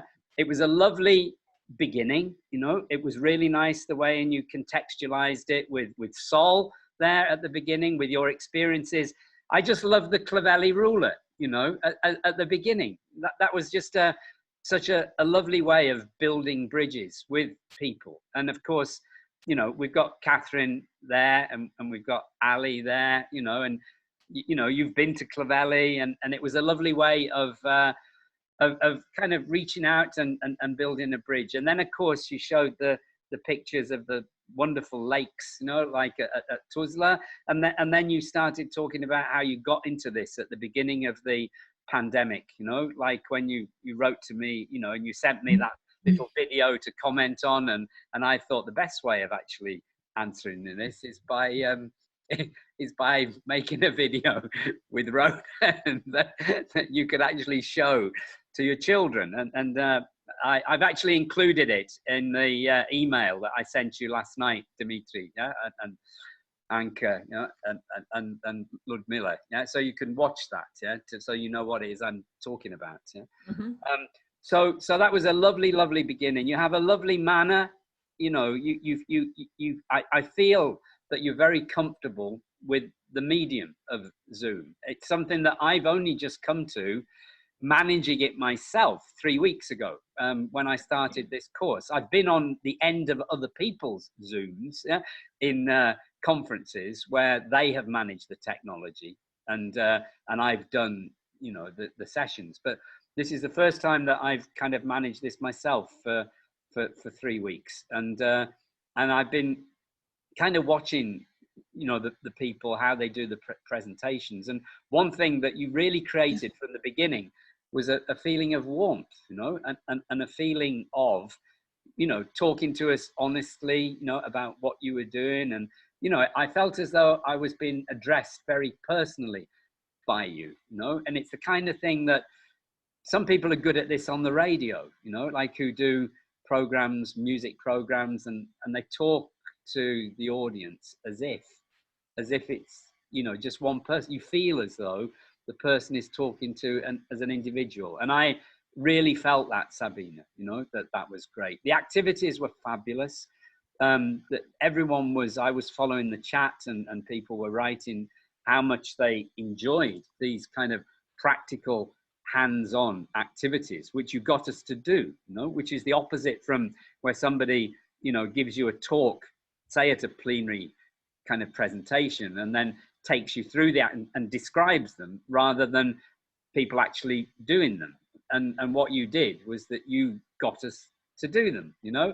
And then with the breakout rooms, and I want to come to the breakout rooms a little bit later and ask you about the breakout rooms. But the fact as well that the content was really good, because you had the linguistic aims, yeah, but you also had these kind of pedagogical aims with the topic of the charity, you know. And it's something that we do at Sol when students come, that we introduce them to the topic of charity and volunteering, and to the extent that Ali, you know, does these, then Sam and Paul in Bideford, they do these wonderful activities where then you go to the lifeboat station and you learn about it, and then it ends up with the children, the students, actually donating something, you know, whether it's 20p, 10p, 50p, a pound coin, and you go through the whole experience. Yeah? So I loved it that you chose that, and that element, the Picasso, that was fantastic. Yeah, who would have thought that Picasso had painted that painting, you know, because when most people's associations with Picasso, yeah, are with modern art of different kinds, and to be surprised by that is great. Yeah. So those are the kind of initial comments, and I love actually this being in the role of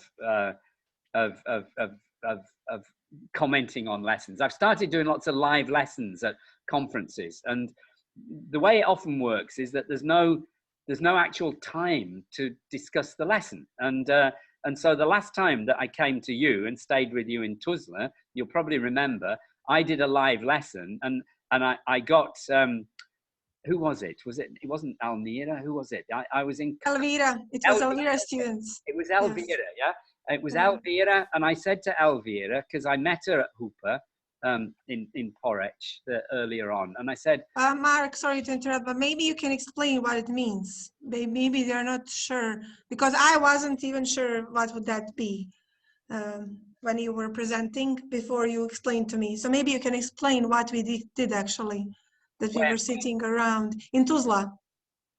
Well, I remember us looking at postcards, and we looked at some images of... No, I mean to describe that what we were doing as teachers. You were watching it, weren't you? You were watching me. So all of us were actually basically sitting in different parts of the classroom, and Mark was actually teaching students. And we were just observing and, you know, following actually the line of the activities and the discussion and how he manages classroom. I think it was really interesting because we were just like audience, the teachers around the classroom, and the students and Mark were in the middle, and we were actually looking at observing the Mark's lesson. Because I'd asked Elvira whether it was possible to have the lesson and then immediately afterwards to have another 45 minutes where we actually discussed it. And I think it's very valuable to have that element of digesting what you've seen. It's also good with plenary talks, and ITEFL Hungary, we've done this a bit by introducing a question and answer session with the plenary speakers. So you don't just have the talk, but then you create another 45, 50 minutes where people have got the opportunity to go into it a bit deeper. I also did this in Gdansk at the Polish conference, where we did the same, where I had, and it was based on my experiences of doing live lessons earlier, where I'd only got the time to do the lesson, and there was no opportunity to do what we're doing here now,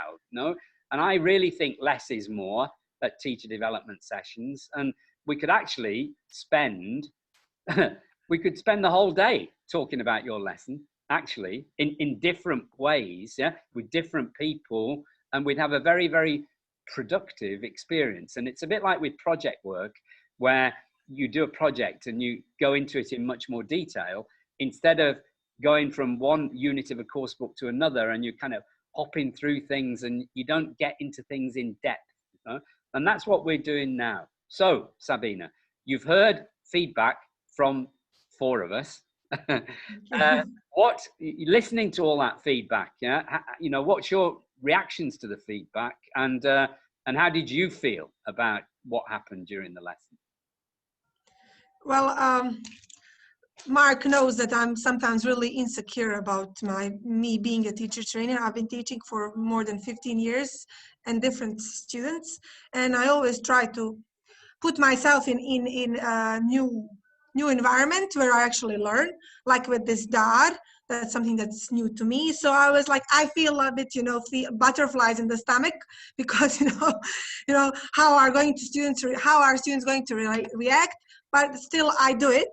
And then if it's something good that students really like it, then I feel like I should share that with my colleagues. And so I felt a bit nervous, because I knew that first I felt like nobody would come, because I'm not very famous in the ELT community. People know me in Bosnia, and that's about it. So I felt like, who is going to come on Sunday? Nobody's going to come. So I was worried about that first. Then I was worried when I saw so many people from different countries. So I'm a worrying kind of person. I worry too much, but I still go through it, because I know it's a learning process for me as well, as a person, not just as a teacher. So when I saw that you were active and responding well and got really good feedback, that's something that really gives me, I don't know, also like we have this expression in Bosnian, vjetar u leđa, which means wind in the back. like you get this enthusiasm to move on, and this will actually help me to maybe do more workshops for teachers and also experiment more as a teacher myself to do more things.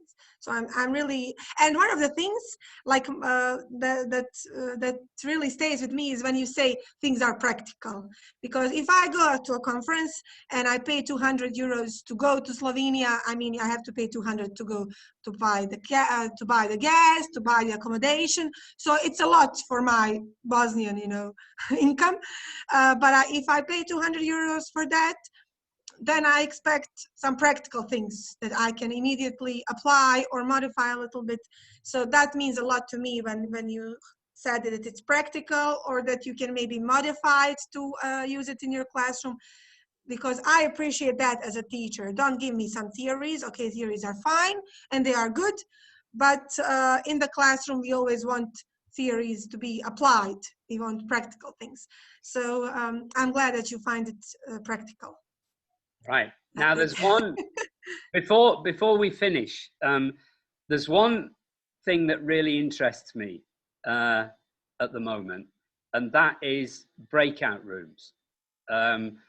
You know, we train as teachers and we spend time looking at classroom management, and we discuss all kinds of things to do with the way that we arrange the desks, the way we use the board, the way we give feedback, you know, like all these different things. And I've observed in the last 3 weeks that there are certain techniques and an approach to breakout rooms which are actually very different from being in a face-to-face classroom, but I think actually offer a lot of interesting advantages, you know, compared to a face-to-face situation.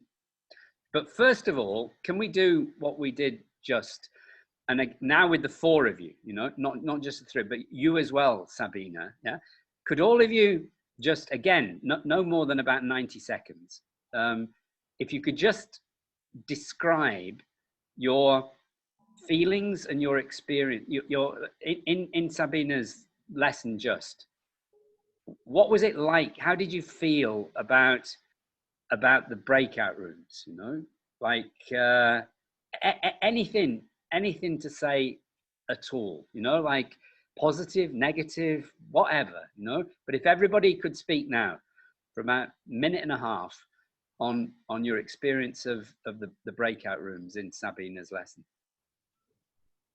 Including me, right? Because I was also including you. Maybe I can start. I was with Ali and Lilias. So what I like about these breakout rooms, usually in the classroom, the groups are also distracted by the noise from other groups. Whereas in breakout room, like if there are 3-4 people, like you said, you can see all the people. You don't get distractions from other groups. And you get to cheat a little bit because we also talked about surfing as well. So I think students like that too. I think it's fair. If they are doing everything online, at least they can have a minute to talk about what they, I don't know, saw new online if the teacher is not there. I think that's also good. They can have some time also, not just to discuss about the task, but also like, I don't know, something else that they like, that interests them. That's it.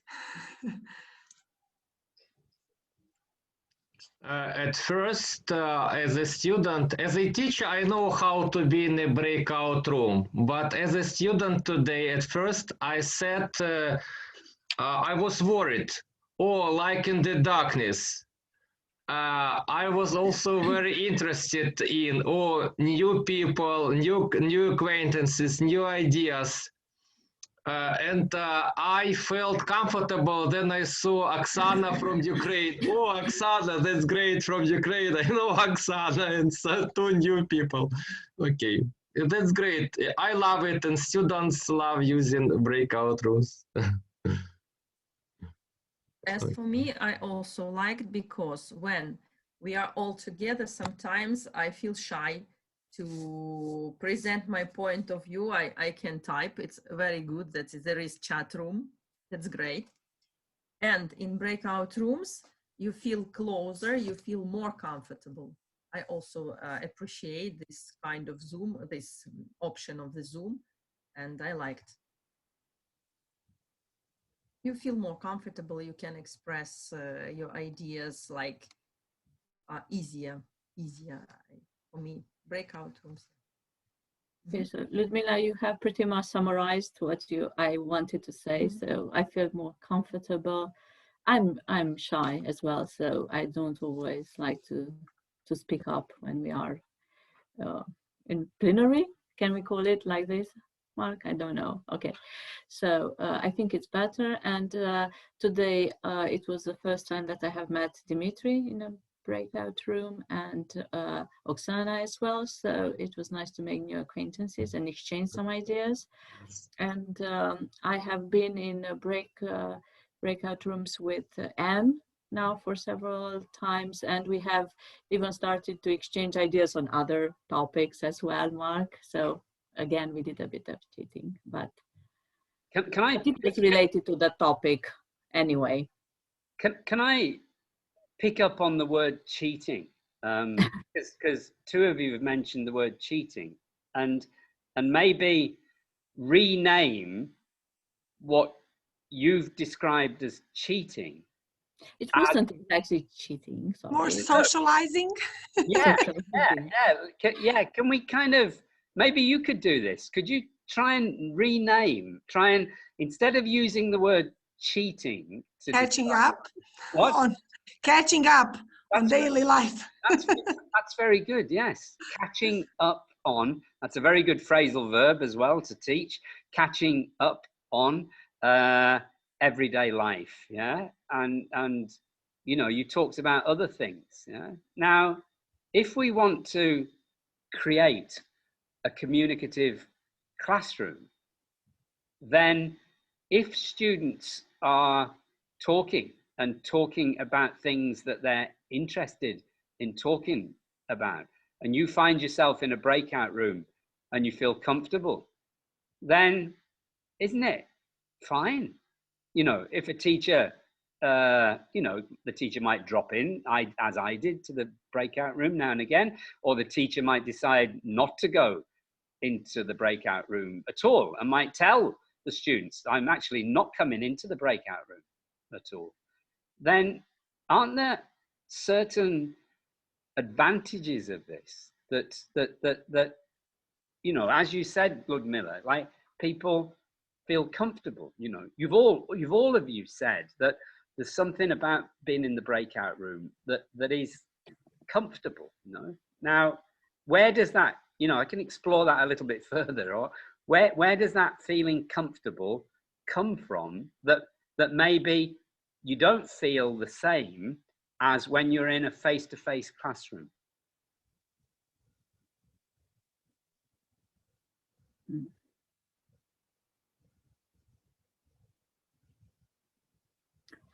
Depends on the number of students. Because how many students do you usually have in your classrooms? 30. 30, oh, the same, 27. But this year, because of confinement, we have how much? 15, 16, like this. And when there are too many people, it's not like harder to manage. Yeah. Yeah. Just what have you got when you're working in a group in a face-to-face classroom that you don't have in a breakout room? Mm-hmm.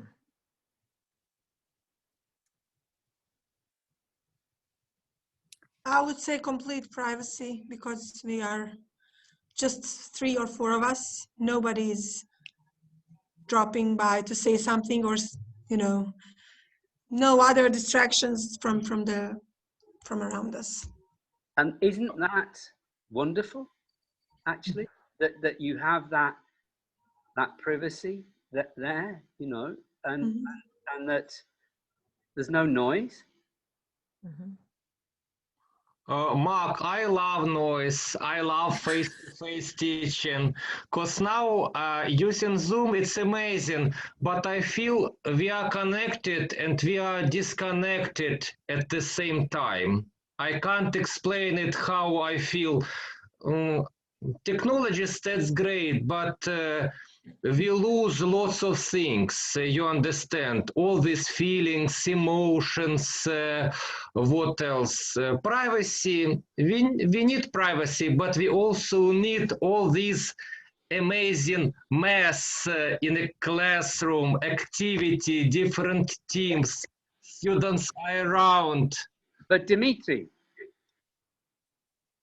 if you're trying to get students to work in a group and to really focus on what each other are saying, like now, I can see into all of your eyes. I can see 10 eyes, including my own eyes, you know, which you never ever see in a classroom, which is also a kind of different dynamic when you can observe yourself at the same time as when you're observing other people. And some people find this a bit a bit difficult. I see. Sorry, I see. Of course, it's easier to observe 4 people when you are observing 30 or 40 at the same time. Well, I'm not now talking about the teacher from a teacher's perspective, but from a student's perspective. You know, that a student in a breakout room, it can focus very easily on the other people in the group in a more intimate and private way than a student can if they're in a group of 20 or 25 with a teacher there, plus all the other students who are making a noise, plus any other noise that's going on from traffic outside, yeah? Or if there's an issue to do with the temperature, you know, like if it's too hot or too cold, you know, like, and, you know, if you're in the comfort of your own home, in a small private group. Mark, I agree. I'd like to tell you that even my students, sometimes my students, they work in a breakout rooms and they ask me, oh, Dmitry, please, I want to work with Oksana. I want to work with Nikolai. I want to work with Andrei, not with Max. They organized their own small communities in breakout rooms. So that's great. Yeah, and I mean, and you can talk about this as well, yes, can't you? About how would you like the teacher to, you know, how would they like their teacher to put them into breakout rooms, and how you sometimes do it differently. You know, like I've actually, when I do lessons, I often traveling around Central Eastern Europe, I'll ask people to create groups where there are boys and girls in the group. But Mark, sometimes students, Ukrainian students, they use Ukrainian or Russian in breakout room, not English, but only sometimes, not often. Well, these are things that you can talk about anyway, and this applies to both face-to-face and in a breakout room, about, you know, the role of, you know, the usefulness of using English in the breakout rooms. But you know, I kind of have noticed that maybe on Zoom in breakout rooms, the conditions are better for people to feel, as you've already mentioned, you know, about the idea that you feel more comfortable. Or yes, I agree. Especially first year students, they don't know each other. Let's imagine in Ukraine only 2 days. Only 2 days offline at the university and then a break. Students who came from school, people, they want to work at the university, and this amazing Zoom. Okay. How, if you compare the way that you put people into groups when you're face to face, with the way that you put people into groups in Zoom, and the way that you feel about when you, those kind of few seconds when you're going into the breakout room, like what are the differences? Mark, I don't know why, but sometimes when I get into breakout room, I feel like I am on the depths, very deep, like at the bottom of the ocean or of the sea or in the darkness, only those 2, 3 or 4 seconds. And that's interesting, isn't it? Because you know what? This morning, Catherine wrote, I sent that email to you all last night, and Catherine replied, you know, because I was asking about what is it about the way that this course is developing that's created this kind of feeling comfortable. And one of the things she talked about was this kind of feeling with the breakout rooms, you know, and that there's a certain element of kind of, who you're going to be in those few seconds that you've just described when you're waiting, you know, and then suddenly someone else comes in, and then somebody else comes in, and you know, there's a certain kind of excitement about this, you know, like, or anticipation, and who is it going to be? Yeah, that compared to when you put people in groups in a class or move people around, it's a bit clumsier, isn't it? Mark, I also feel excited because I know that great teachers around me, teachers from different countries, new ideas, sharing ideas. Of course, it's amazing. I feel all this happiness you try to give us, you try to show. Not only English. Well, that's nice, you know, and I think that is going on this course, like a lot, the sharing, the collaboration. I mean, basically, you know, as well, Sabina, we were team teaching, weren't we? Just what we were doing, you know, you handed me the technology, and I kind of dealt with that with the breakout rooms. You know, you were doing the content, and you were deciding on the pace of the lesson and what we do. But this feeling, the breakout room, you know, and Catherine saying that there was an element to it where you don't quite know who you're going to be with, you know, and she was saying that often at Sol in Devon, you know, you have to move things around, and there's bags and involved, and you know, it's kind of quite complex. Whereas it's so simple, you know, in this, you know, you just have to, like, boom, boom, boom, and that's it, and it's really time saving, you know. But assuming that nobody has connections problem. That's right. Sometimes that can be a problem. Of course. But you know what I was thinking about this morning when I read Catherine's email? Alice in Wonderland, you know, and I was thinking about Alice disappearing down the rabbit hole, you know, disappearing down the white rabbit hole, and entering Wonderland, you know, like. And somehow I kind of feel that what's going on with this zoo is you actually, Dimitri, what you described, those 3 seconds of being at the bottom of the sea, you know, that kind of maybe. I understand. I would like to, okay. It's maybe what Alice felt. Yes, I'd like to.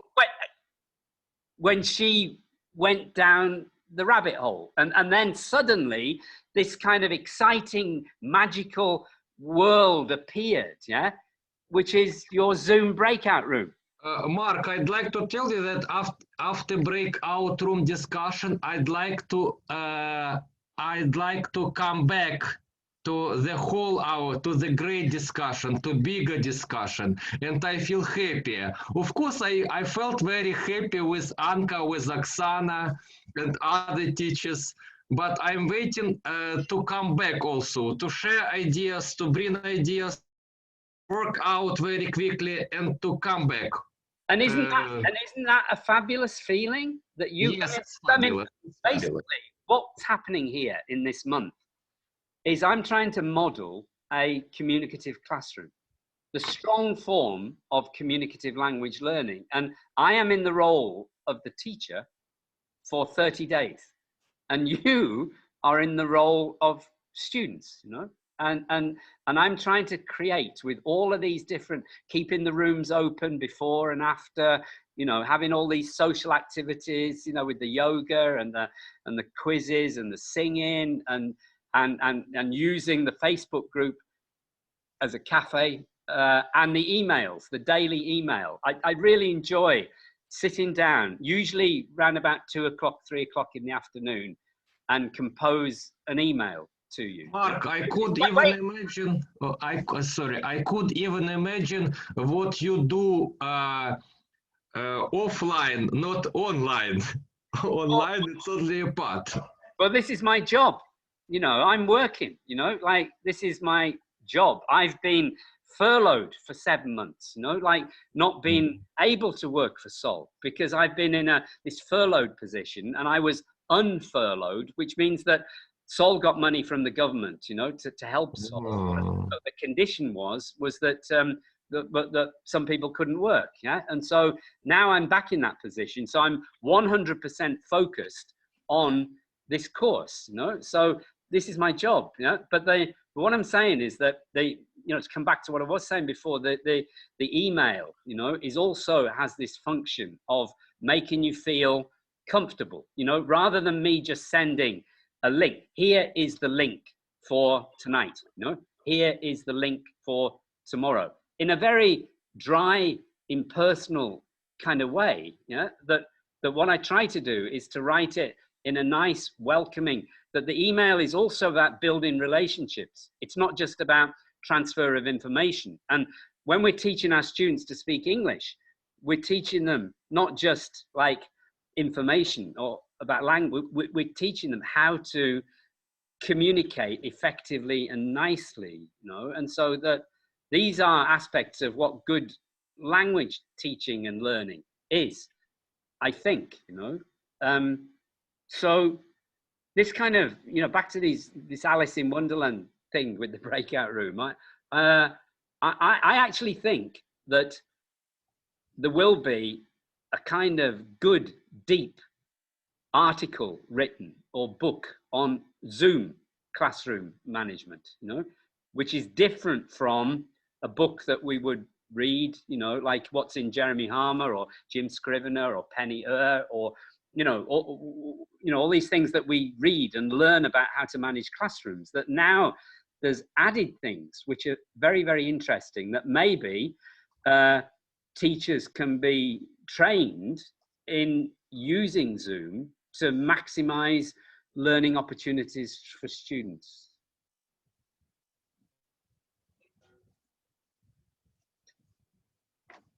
Of course, it's a great idea, but who will do it?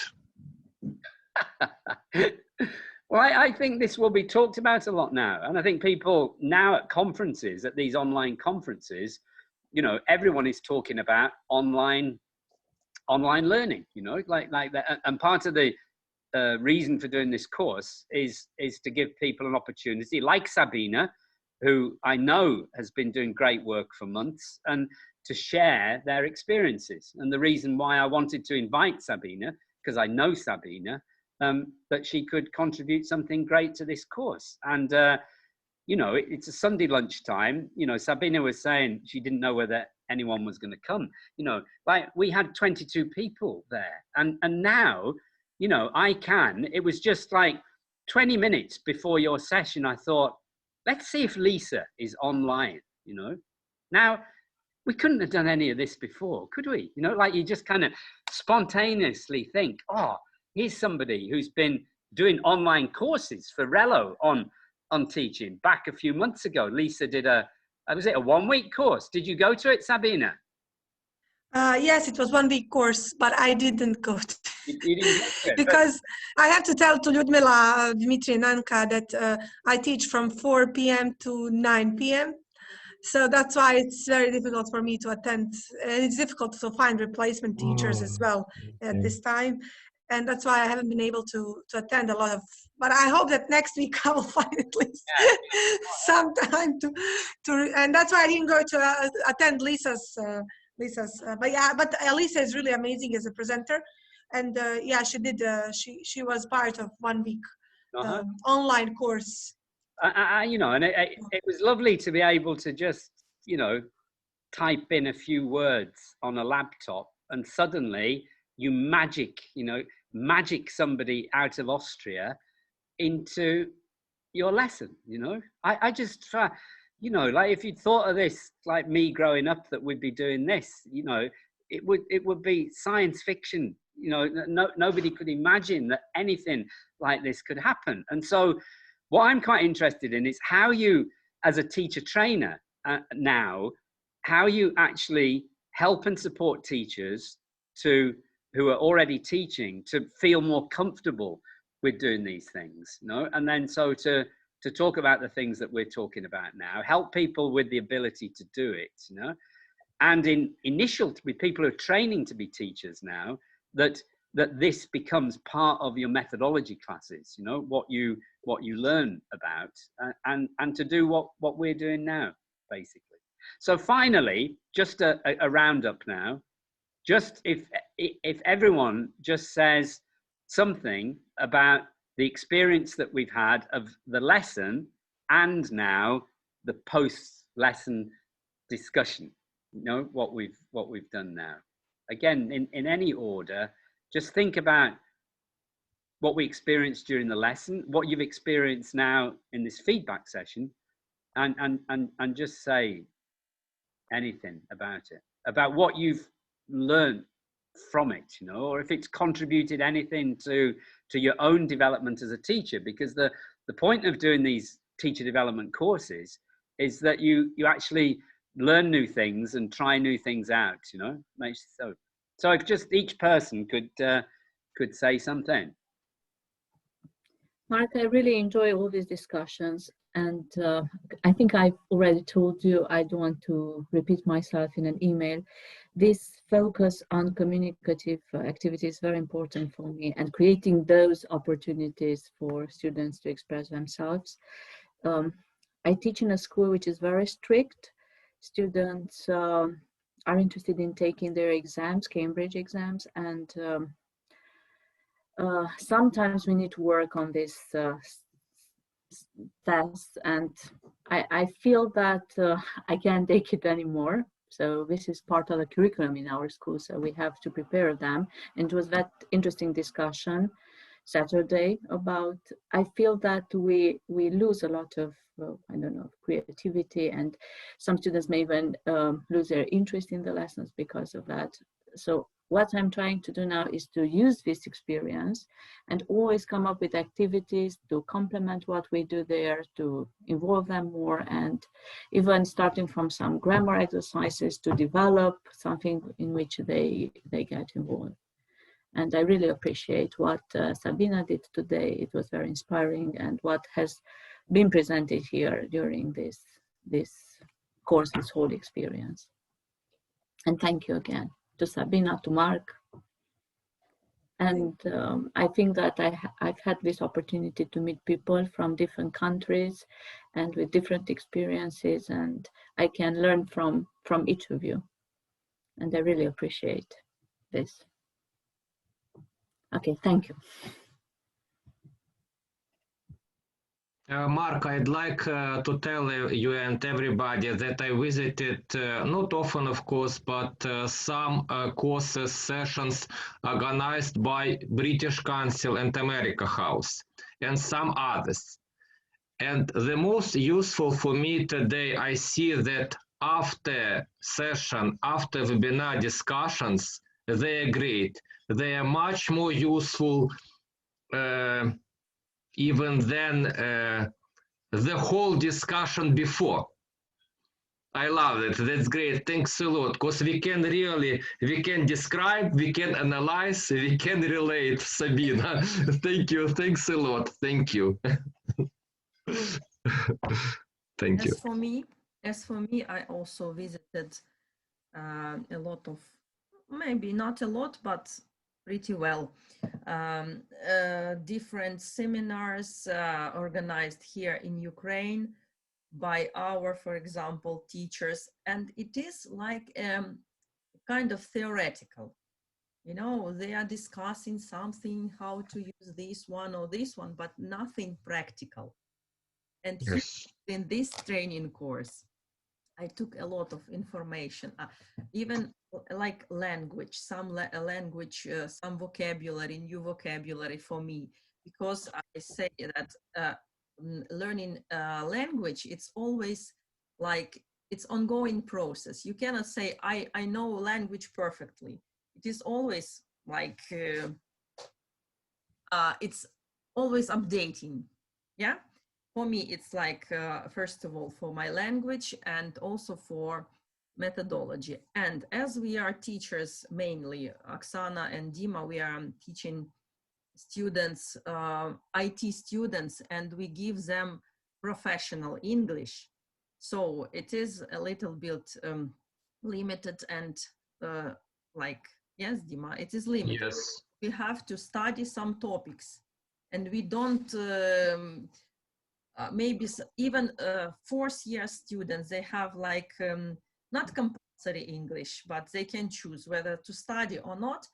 And they sometimes don't want to choose because they say, I know this technical English, these terms, I know the vocabulary. Why should I visit English class? Because we don't have this possibility to develop them like personalities. Maybe it's up to each teacher. Okay, so who uses his or her own methodology. But in general, we are limited. And as for this training, we learned a lot, and we can try to use all these all these things we can use at our lessons. I will try to use as quick as possible, starting from the next week. Thank you very much. I can totally relate to what you're saying, because students here are also so much forced by the curriculum, and very often I feel like an idiot saying to my students, repeat after me, speak, spoke, spoken, break, broke, broken. And because I know that they're going to have a test at school where they will have this, and the parents who pay money for my students to get to go on a course, they expect students to have good grades. So I try to keep the balance, to keep my lessons balanced. Sometimes I just tell them, okay, we must do this grammar part because otherwise you will have bad grades. Or I speak to them, okay, you need this because if you want to look polite, to sound polite in Britain, you have to learn this word elderly. So I try to, negotiate with my students, and then I sometimes just give them a lesson which is a treat to them, because I try something completely new, and for them it's something completely new, and it's for me something new. So everybody, it's a like win-win situation. I respect the curriculum and I know I have to follow it, but every once in a while I say, okay, let's do this, let's do something different. And then they appreciate it because they also feel like humans more, not just like robots who need to learn this. And thank you so much for your feedback. And yeah, I like, it's different when I get, a sentence, it was great, than getting, real feedback from real people. And I'm also happy to meet all three of you. Like to say now, said, new friends, new acquaintances, and I think that's also an amazing part of the course. Can we end up in each of our languages by saying, thank you very much and bye-bye, and have a nice day in all your languages. Hvala mnogo, doviđenja, uživajte u danu. Дуже дякую, до зустрічі. Mulțumesc, o zi bună. Раді були зустрічі. Everyone give a wave. Yes. Bye bye. Bye bye. See you tomorrow. Bye See bye. you tomorrow. Bye bye. Bye. Bye. Bye bye. Bye bye.